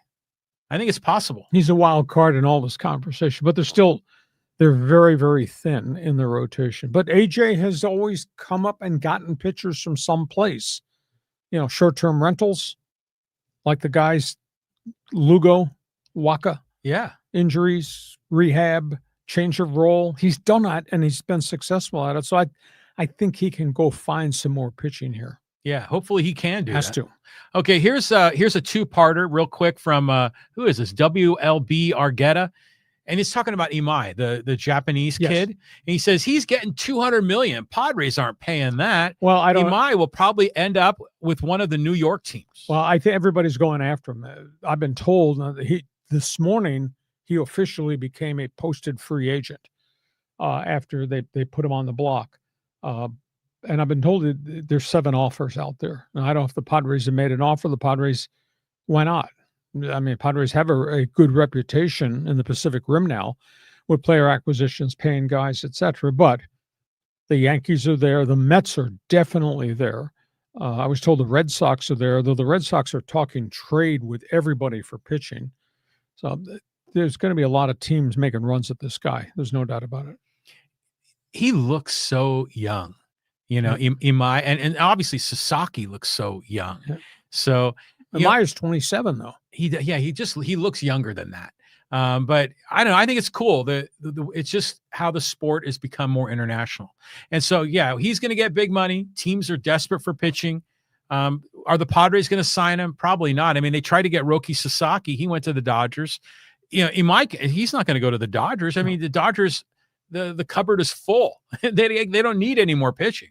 I'll be intrigued to see if the Angels get into the bidding, because the Angels have got $51 million they can use to go get pitching, and they desperately need pitching. And, Kikuchi is already there and established. So, you use Kikuchi, you use the history with Ohtani, that maybe Angel Baseball is a pretty good place for you to come pitch. And he'd probably become their number 3 starter now behind Kikuchi and Grayson Rodriguez. Yeah. Well, speaking about the Angels, let's go here to Matthew. Thank you, Matt. Angels.org had some involvement with the Ippei mess. Mizuhara. Well, I at this point, I don't know what's being said on the stand in today's testimony, but baseball seems to have closed the book on the Ohtani financial thing with Mizuhara. So I'm not sure how the Angels might be involved in that, but and Ohtani has been very closed-mouthed. I think the question is, was Mizuhara gambling and using Ohtani money while he was an Angel? I think he was. So maybe that's what he's referencing, that's how the Angels are dragged into this. But Major League Baseball says it's a closed book. Ohtani did nothing wrong. That guy's in prison, and that guy's life is forever changed. I don't think Ohtani ever gets any of the money back. I still think he was made the scapegoat. I think there's more to this story. They're just not telling us. Mr. Conspiracy, my co-host. Yeah, I really do. And I think there's a lot of people that agree with me. Hey, let's go to Michael. He goes, how about the Orange Ducks? Playing well. Hit a bump on the road, though. But they came back and beat Boston last night. I mean, this is a really complete hockey team with the kids and the layers of veterans they have. And Luca Dostal has just been superb in goal. I mean, I joked, I think it was Monday. I said, there's nothing wrong with your eyesight. Well, you got bad eyes. You wear glasses. So there's nothing wrong with your eyesight. The Kings are in first place in the Western Conference, and the Ducks are in second. Can you freaking believe that? That's great at this point. But it is a long season. Yeah, but it's a great way to get started, you know? Exactly. And it's cool that the young kids with the Ducks are showing. They're showing up. They're making plays. I mean, they just won again last night, right? I think they're 12-6-1. Hey, that ain't bad. Yep. And the Kings are unbelievable on the road. I mean, last I checked, the Kings have 9-1-2 away from home. Think about that. That's crazy. Yeah. That's unbelievable. They've got a lot of hockey to be played, but out of the gate, Kings doing well, and the guys from Orange Country, Ducks, doing well too. Okay, let's go here to Callan. And he says, afternoon, gents. I got to meet Randy Jones numerous times at the Q and at Petco. What a guy. I got to hang out with him and Coach Quintera during the 1090 postgame shows. Cancer sucks. Rip Lefty. R.I.P. R.J. Great man. Fought back from cancer. He had throat cancer from chewing tobacco. We lost Tony Gwynn, throat cancer in his jaw, chewing tobacco. So there's a lesson to be learned by everybody in Major League Baseball. But boy, I always, it's great that you mention that, because I talked to Randy about the fight against cancer, and he pitched on the mound with guile and guts. He didn't have overpowering stuff. He was the crafty lefty. And he fought that fight with cancer with just guile and guts. And he beat it. And then he got sick here at the end at age 75. But he could tell stories. My goodness. Look at the era that he pitched in. He pitched in the era of all these great arms. I ran through the list of guys that were the opponents when he was on the mound in the Padre rotation. And he had a nice career. He was kind of like Valenzuela. When Fernando got to the Dodgers, Fernando's workload was unbelievable. He never gave them the ball back. He'd throw complete games and all that. He did. He threw a lot of innings, that's what Randy Jones did. His 3 best years, you go back and look it up. Check out the reference. Go to baseballreference.com and type in Randy Jones' name. Those 3 years that he made all those starts, all those innings, won all those games in 3 years. Now, it took a toll on him at the tail end with the Padres. He wasn't the same pitcher, and then they traded him to the Mets, and he was out of there within 2+ years. He just never was dominant ever again. But he was like Fernando. He was just dominant on the mound, and he would not come off the mound. He was like Steve Carlton with the Phillies when he would win a bunch of games and the team would stink. Yeah. I just remember that Randy Jones had the sinker, and that was his pitch. And so he'd get a lot of the ground balls, and that's why he would get these games to end quickly. But what's interesting is, all the names of pitches. You got sweepers and sinkers, and I remember for the longest time I used to think that sinkers would sink, but sinkers I think are just another name for a two-seam fastball that has movement. That'll have movement, and for a left-handed pitcher will tail to the down and in to a left-handed hitter. Right-handed two-seamer will go down and into a right-handed hitter. So I guess my point is it's interesting how there's all these different names for pitches, but sometimes we're talking about the same thing. But Randy Jones was always that sinker guy, almost like a Greg Maddux in a lot of ways. Don't you think? Yeah, but Greg Maddux did it for how many years? Yeah, he didn't have as much arm trouble as Randy Jones did. But Randy Jones, beloved in not just in Padre baseball, but people even outside of baseball in San Diego County just love the guy. Yeah, cool gentleman, so much fun to talk to. Stories like I could sit in the corner of the dugout and just have him talk about the guys he pitched against. And he pitched in a really great era of so many other great pitchers. So fabulous personality. So R.I.P. RJ. RJ. Okay, let's go here to Isma. He goes, the WNBA sucks. NBA is unwatchable. Can't pay me to watch it. Well, I concur. The game is an awful lot of athleticism now, and it's just different. But the WNBA, they've got a lot of really good players, and they play hard, and they play tough defense, and they hit a lot of 3-point shooters in the WNBA. So, you're turned off by the style of the game. I think you're influenced by what pro basketball has become, because a chunk of that is really unwatchable. There's a bunch of really bad teams in the NBA, but at the end of the day, WNBA's growth has just been phenomenal, and that's got a lot to do with the personas of the Caitlin Clarks and the Angel Reeses and all these other stars that have come. And it has now opened the eyes to America to women's college basketball, women's NCAA tournament. It gets huge TV ratings too. So for basketball fans, that's okay. And if you don't like basketball, that's okay. There's so many other unique things there. Yeah, I'm a fan of the WNBA. I enjoy watching it. And by the way, did you see Draymond Green of the Warriors was missing shots underneath the basket, getting his own rebound, and someone in the stands said, "Hey, you're playing like Angel Reese." Here's yapping at him. Yeah, and giving him a hard time. But the WNBA I think I read in your best 15, isn't Paige Becker's going to be in a movie or something? I remember I saw that somewhere. So. Yeah. So the point is that the WNBA stars are becoming more in the zeitgeist. We're getting to know these personalities. We're talking about them a lot more. So, good on the women. I mean, this is great. And like you say, the college game is better. Dawn Staley is fantastic. Yeah. Speaking of Draymond Green, did you see the video of Draymond Green, Golden State, San Antonio early this week? Oh, yeah, I did. Him trying to defend Wembanyama. Well, he was trying to sort of box him out, sort of, on the block. And Wembanyama is so much taller than Draymond Green. I mean, Green is what, maybe 6'7", 6'8"? Yeah. And what's Wembanyama? At least 7'3", 7'4". Yeah, I mean, it was ridiculous. I don't even know if Draymond's Green came up to Wembanyama's shoulder. Yeah, I'm not sure he did. Yeah, and then Wembanyama just got the inbound and slam dunk, Okay, thanks, Cal. Thanks for being with us, John. Go ahead. Okay, let's go here to the O-Siders. And this is interesting. This is about the Chargers stadium controversy in San Diego. Measure C in 2016 needed a super majority, which we didn't get. Chargers left for LA, and Measure C in 2020 needed only a simple majority, which it got. Can you elaborate why this seems very shady? It's beyond, I can't recall all the specifics. All I know is the city, the county put together a financing plan through the NFL that would allow them to build a new stadium on the Qualcomm site. And they needed Spanos to come sit at the negotiating table and sign the deal.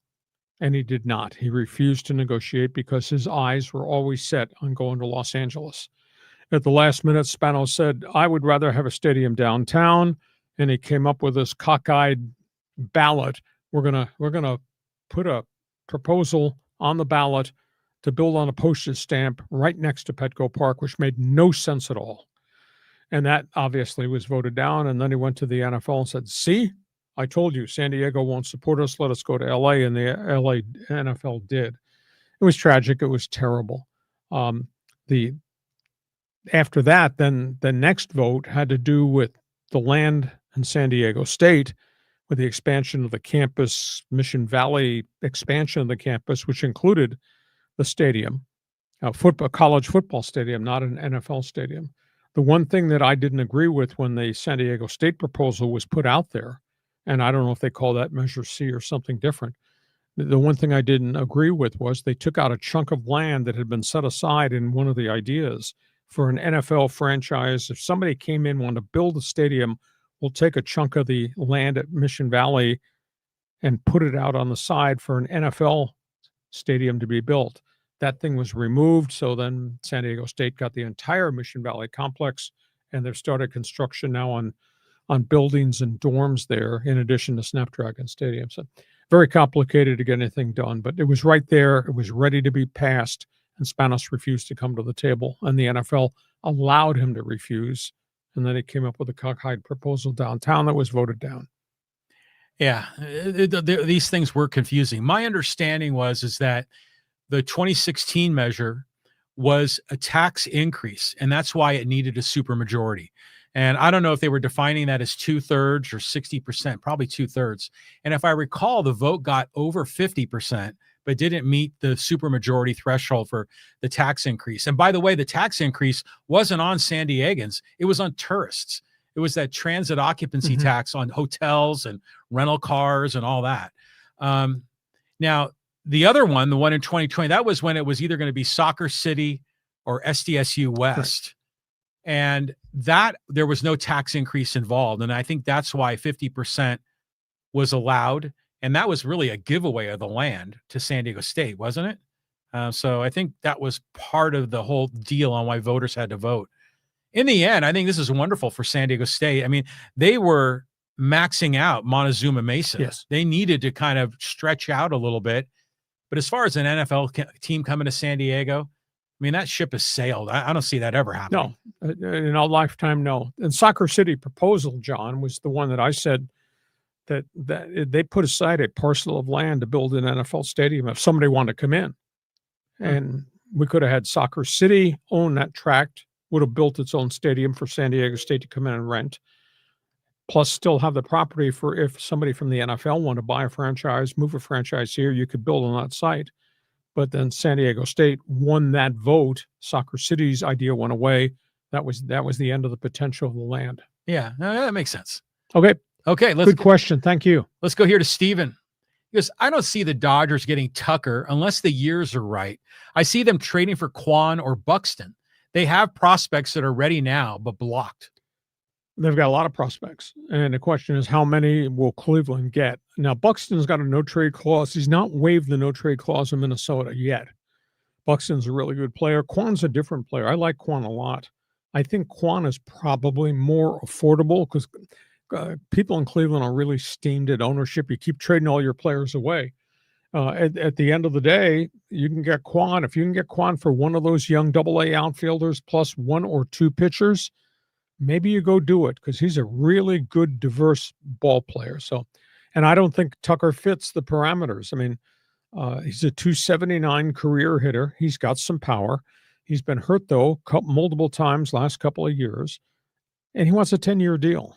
So 10 years, $400 million for a guy that's maybe 28 right now, going to be 29 for 10 years. No, that the term of the contract's way too long. If it were a shorter contract, I could see it that way. But I would bet that they end up with Quan, and then there's obviously other transactions they can make because they're the Dodgers and they got wealth and they got guys they can trade. Yeah, but they could do all of the above too. Yeah. I mean, this whole idea of a 10-year deal getting you into your late 30s, I mean, that's no big deal. I mean, but people are signed into their early 40s these days. That doesn't mean they're great contracts, though. No, well, I think the way they structure the deal is they know in those latter years of a 8-year deal or a 10-year deal that he's not going to be that productive, but they have to structure it that way so they can have the average annual value to fit within the salary cap. So, you know, the Dodgers are going to do what the Dodgers are going to want to do because they have the resources. So I mean, I could see a scenario where they get Kyle Tucker and they get Bichette. I don't think so. That's way too much. Yeah, it's possible. But Bo Bichette solves one problem and creates a solution in the outfield, because then Mookie Betts can go play right field and Teoscar goes out to left field, and you still got Andy Pajas, and you still got Edman, et cetera, in the outfield too if you need them. Yeah, you do. I mean, they got so many options. Hey, let's go here to Retro. He says, big test for both the Colts and Chiefs. Indy still needs to prove they're for real, and Kansas City hopes to bounce back, keep pace with Denver in the AFC West. Big challenge. I mean, Indy still got some real punch-in-the-mouth games still to come. So does Kansas City. Indy coming off a bye week is huge for them. Just hit the reset button. There'll be a big challenge for Kansas City. Indy's defense is a lot grittier than anybody gives them credit for. And doggone Indianapolis not only throws it with Daniel Jones, but Jonathan Taylor leads the world in rushing. He's averaging 6 yards per carry. So this will be a massive test, I think, for Kansas City's defense. Now, the Chiefs' defense, led by Chris Jones, they're playing a lot better in the middle of the season than they played early in the season.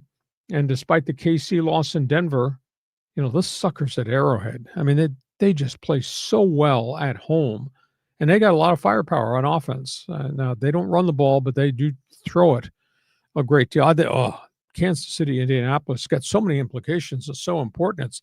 To me, it's a must-win game for KC. KC cannot afford to have 6 losses after Sunday night. Yeah, they can't. But, you wonder, is the old Daniel Jones going to show up, especially with Steve Spagnuolo's creative defense and all the schemes he runs? Can Jones pick up those kinds of crazy blitzes and make the right play at the right time? This will be a true test. Or do they just run Jonathan Taylor a lot, which they've done? Okay. Big game. You're correct. It's good. It's a huge game, JR. Thank you for being with us. Okay, let's go here to Music to My Years. He goes, and by the way, thank you. Any idea the impact of the new TV contracts if there is a lockout in 2027? First of all, I hope there's not a lockout. The cooler heads need to prevail. Everybody's making money. TV ratings all-time high, attendance all-time high, franchises doing well. Solve it. We don't need a salary cap. The luxury tax acts as that lid. And if big boy baseball, Dodgers, Red Sox, Yankees, Mets want to spend over the limit, that's okay. Pour the money back in. The thing is the revenue share, how it's going to change, etc. The new TV contracts, they're great for baseball. How about this? I tried to do the math on this morning, and I'm not sure I figured it out correctly. ESPN walked away from $550 million a year that they owed for the next 3 years. So Rob Manfred went back and started to find other seekers and create different types of pies for the other seekers. So here comes NBC that wants to dive into baseball, not been in baseball for a long time. So they work out a deal for NBC. And then obviously they work out a deal for Netflix. Was it Netflix? Yeah, Netflix is interesting. Netflix is doing creative baseball. We're going to give you some special things. Opening day, home run derby, postseason, Field of Dreams games. And then ESPN said, we want back in. So then they created a thing where ESPN bought MLB TV, which distributes the games to the old regional networks, San Diego, Pittsburgh, Seattle, Colorado. There's 6 of them. Milwaukee or Minnesota. So ESPN got access to that. ESPN is also going to have its own special night. There'll be 30 games for an entire season. So I tried to figure the total dollar value. ESPN walked away from $550. The new value of the new network partners is like $850 to $900 million a year. Yeah. So Manfred creatively restructured the ESPN package and fractured it off for each new member to get a component. So he did a good job there. And of course, this contract runs through the end of 28, I guess it is. And then all the TV contracts expire. And by then we're going to have something very, very different because Rob Manfred's going to make a difference. So I think it's good for baseball to have new investors come on to be part of your TV partnership. And this thing is just growing. So end of the day, don't stop baseball. Don't screw up 2027. Find a way to work on revenue share. Find a way to have a floor to spending, because I think that's all baseball needs, because this thing has just grown by unbelievable increments every year. Well, see, they're growing the pie, right? And we've talked about that with the Padres and what they need to do to grow their revenue base. But this is overall baseball. The pie is getting bigger. This is going to make it easier, I think, when they do the negotiation for the next collective bargaining agreement, especially if you're going to have a floor to spending, because now teams are going to have more revenue coming in. But we're going to still get people complaining, like, why in the hell do I have to watch the game on Netflix? And I don't have a subscription to that. But, that's the whole world there. Streaming is changing that way.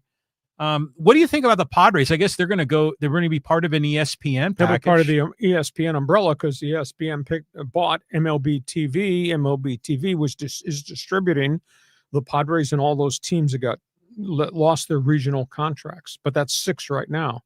So is it going to look different? Maybe. I don't think they're going to change the personnel. I think the broadcast team will be the broadcast team.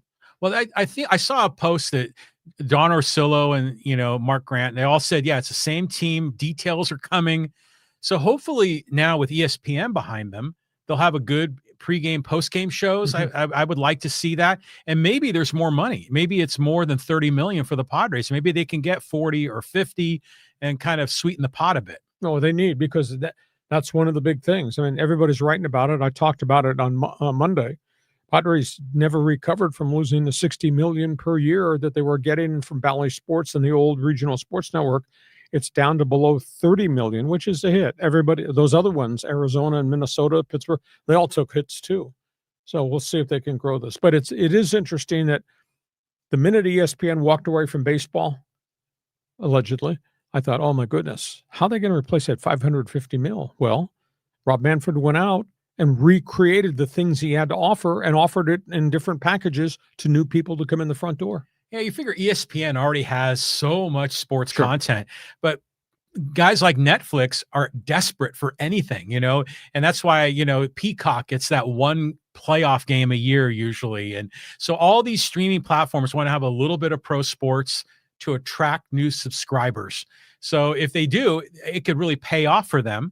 With the new subscriptions, could probably easily pay what MLB is going to be charging for the Home Run Derby on Netflix. What they're saying is the Padre package will remain on the cable carriers here, or Padres TV. You can subscribe. It'll be through the ESPN system. So I don't think it's going to be a radical change here. Yeah. Okay. Okay. Right. Good question. Thank you. Okay. Let's go here to Bill. He goes, I thank our Lord that Madman Preller is not the GM of the Dodgers.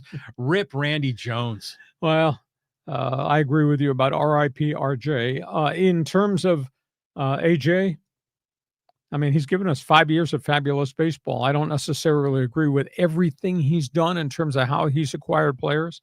He is rather unorthodox, but I think you'd admit to me the last 5 years at Petco Park, Gaslamp Quarter, been pretty vibrant, and this has become a really active baseball town. So I don't think there's negatives.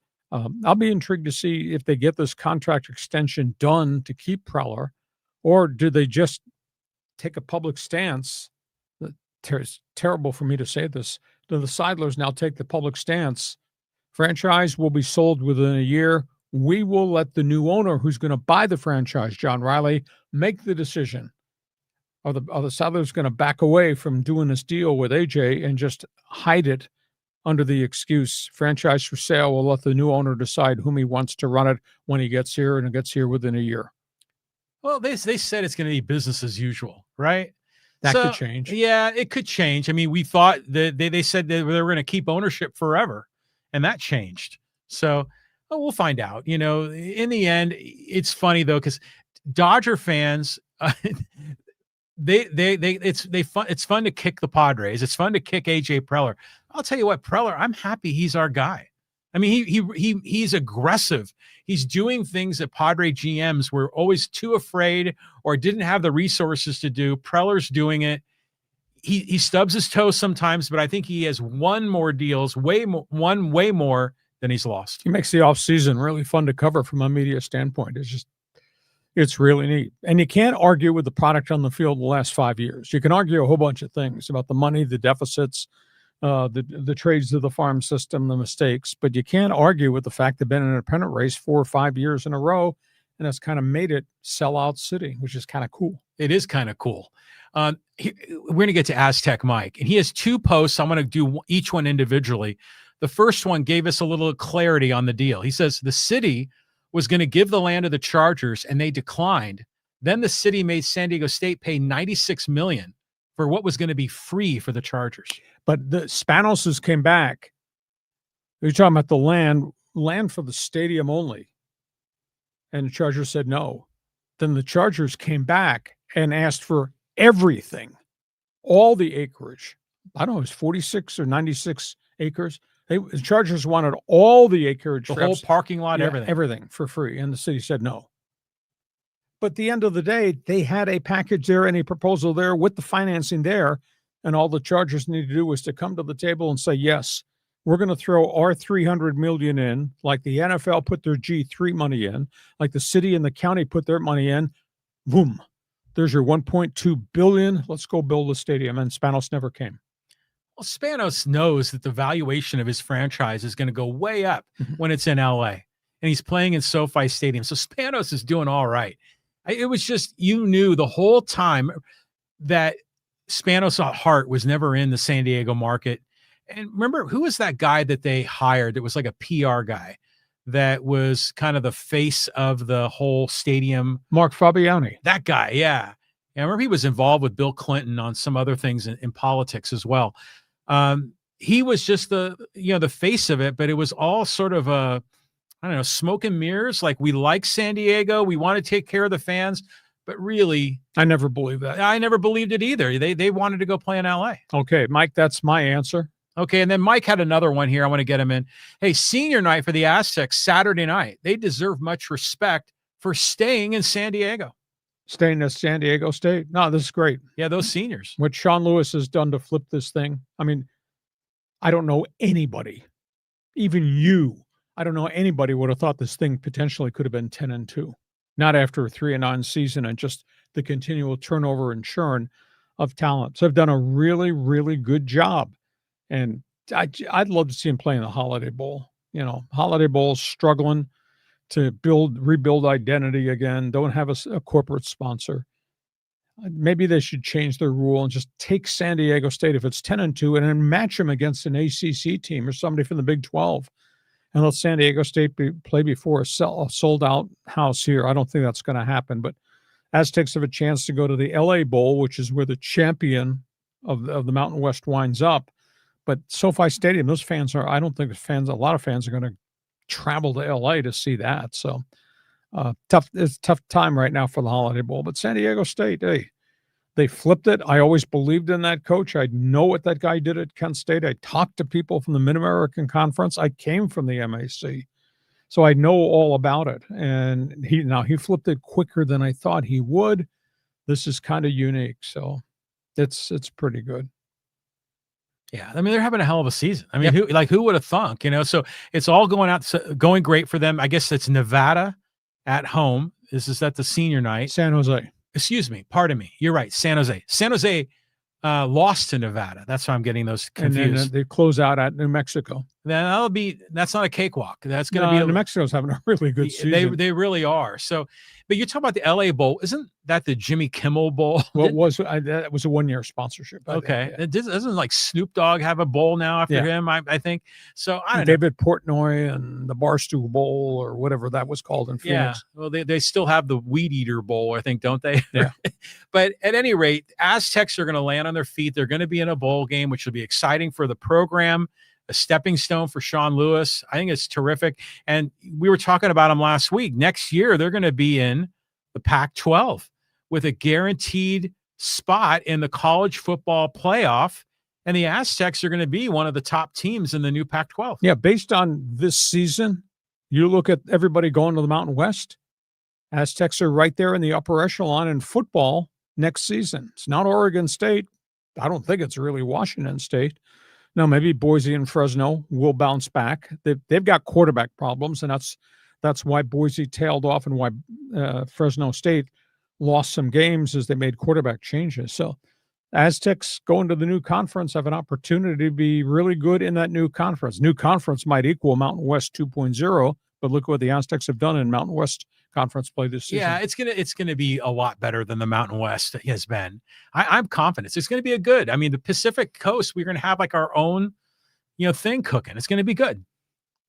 You're I'm skeptical. sorry, but it's not Washington, Oregon. No, it's not. But I mean, it's better than playing Air Force in Wyoming all the time, So this is a step forward. They're going to be a bigger TV deal. There's more money. It's a higher profile gig. The Pac-12 is back, baby. Okay. And then just a clarification here from Neil. He goes, the LA Bowl is the Gronk Bowl now. Okay. Whatever. And then the music to my ear goes, is that the AI? No, that's Grok, not Gronk. But talking about Musk, here's a comment from David. Thank you, David, for the donation. Padres should be owned by a local San Diego consortium. That's a way to compete with the top teams. Hope it's not Nazi Musk. Well, at the end of the day, baseball's become mega big business. I don't think there's that kind of money in San Diego. Obviously, one of the guys who likes baseball lives in La Jolla. Joseph Tsai wanted to buy into baseball. He owns the NBA Brooklyn Nets. Mark Cuban did own the Dallas Mavericks, and obviously has been a venture capitalist. So those are two guys that are in the running. Joseph LeCobb, his name has just surfaced. He's the owner of Golden State Warriors, and he's quite the sportsman. LeCobb's wanted to be in baseball, came close to buying a couple different clubs, put in a bid for the Oakland Athletics, and was going to try to keep them in the Bay Area, but was turned down. So those are three of the names that I've come across that I seem to carry an awful lot of clout.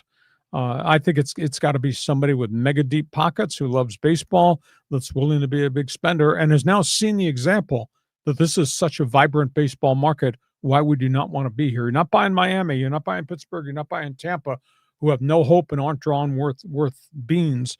You're buying something that is really significant.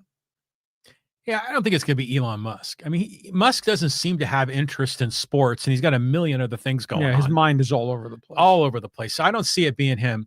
Now, a San Diego consortium, that sounds sort of like, maybe the Green Bay Packers public ownership thing. I can't see that working now. I just don't think there's a mega amount of money here to do it here, unless it's some rich individual that's moved here or lives here. Yeah. I mean, in the end, I think it probably, it'd be nice if it was a San Diegan, but it probably won't be. It'll be some wealthy guy or woman that wants a toy, that wants a place where they're going to be in the limelight, be in the owner's box, be, thus kind of enhancing their celebrity. And then, by the way, have an asset that's hopefully going to grow. Keep an eye on LeCobb, because he's had his hands out looking for investments in a lot of different things. And the guy has a track record of success in Golden State. Interesting. All okay. Right. Thanks, David. Okay. So I want to do a social media. We haven't done social media in quite a while. Well, that's on you. You're the one that hits the buttons. Okay. I'll go here. And this is from Sacco's Jam. Talking about UCLA. He goes, wow, I am a huge Charger fan from the OC. Season tickets with my dad, quite a commute, and a Bruin fan my entire life. As I'm looking for some UCLA pregame for tomorrow's game, I see the great Hacksaw Hamilton still doing his thing. I remember I was so happy he took my call one time years ago. Show me your lightning bolt. God bless you, Lee. Well, thank you for the compliments. We enjoy doing what we're doing. In terms of where we are with the Chargers, we cover them because Justin Herbert, I think, is a spectacular individual. We cover the Rams on equal basis because I happen to think that might be a Hall of Fame quarterback in Matthew Stafford, and that coach is surefire successful in Sean McVay. So we cover those two, just like we cover the Dodgers, the Angels, the Padres. If it's in Southern California, we do talk about it a fair degree. The UCLA situation is not good. I don't know where this lawsuit's going to go. I don't know how they can extract themselves or think they can extract themselves out of this lawsuit at the Rose Bowl in Pasadena. It's gotten very, very bitter.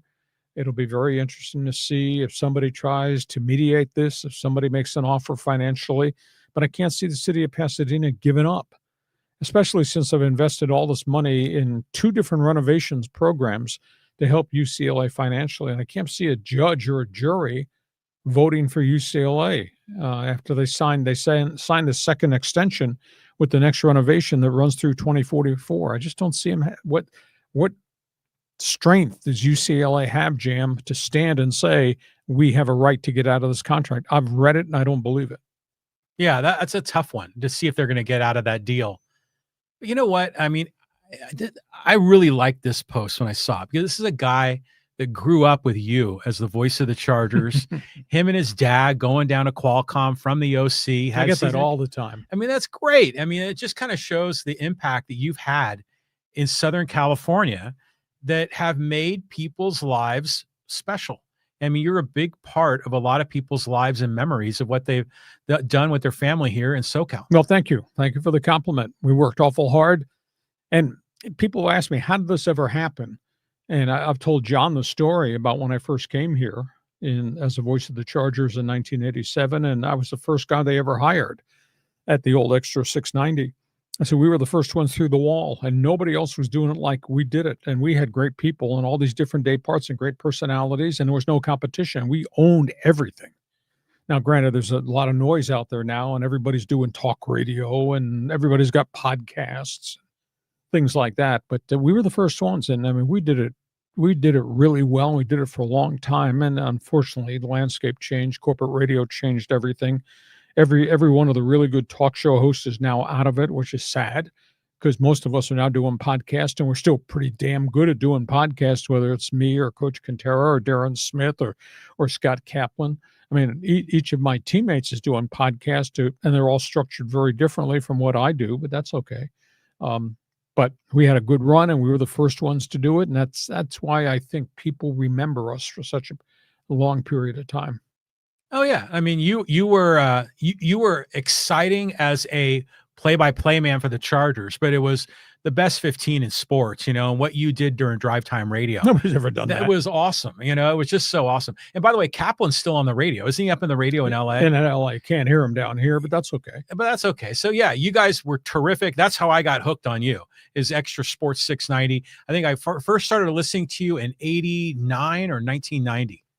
What a time. Did it a lot. We did it pretty well for a long period of time in a very volatile industry. A lot of people forget that. My industry is so volatile. And I spent 28 years in this market doing sports talk radio and NFL football. You bring that up and people keep changing jobs, people getting fired, and unbelievable. Hacksaw's still going, man. They're trying. All right, move on.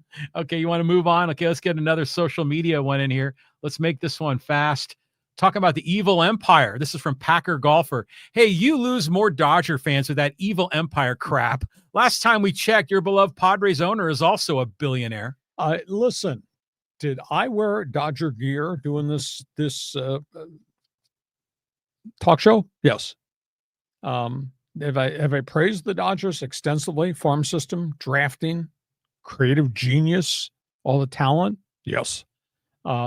Now, obviously, I've also brought up topics on the table about Dodger way doesn't work anymore. Look at all the pitching injuries, the epidemic, the surgeries. So we talk about everything. What we talk about today with the Dodgers might be a little bit different than whatever the topic might be next Monday or next Thursday or 3 weeks from now, but we cover them. So it's not that I'm talking crap. I'm just talking about the issues of the day. They're the evil empire. They're the guys that are at the top of the heap, the ones we all want to take down. But they're doing everything legally. Yeah, they're doing it legally. Baseball's agreed to that. They're a well-run organization, but Dodger fans are probably the real evil empire. Nah, I love the give and take. It's fun. I mean, I love to sit there in the press box in the first inning, and those fans are chanting, beat LA, beat LA. And obviously, I love to sit there and watch everything at Dodger Stadium, and Machado comes to the plate, boo. Boo. You don't want anybody hearing chanting Manny, Manny up in LA. The rivalry is spectacular. It is. And I think it's really good for baseball. Maybe it can become what the Yankee Red Sox rivalry or the Cubs Cardinal rivalry's been. So, all right, let's do one more here before we wrap it up. One more before we wrap it up. And okay, let's go here. Let's talk some LA Kings. And this is with K7J6.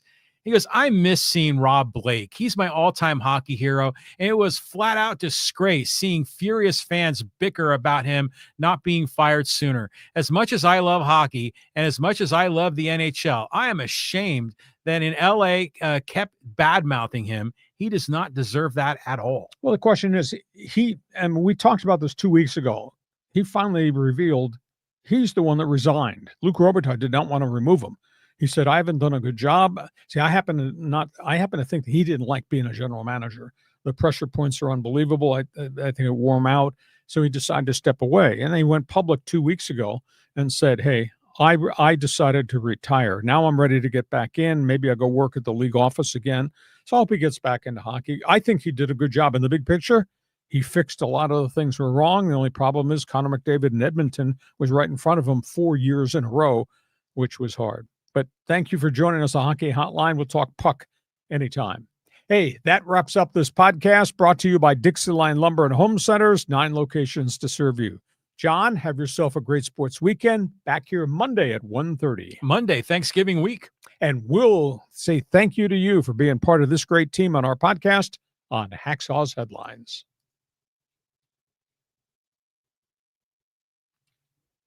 Join us again for Hacksaw's Headlines on YouTube, Facebook, and Twitter. And find the audio version on your favorite podcast apps. For more content, go to LeeHacksawHamilton.com.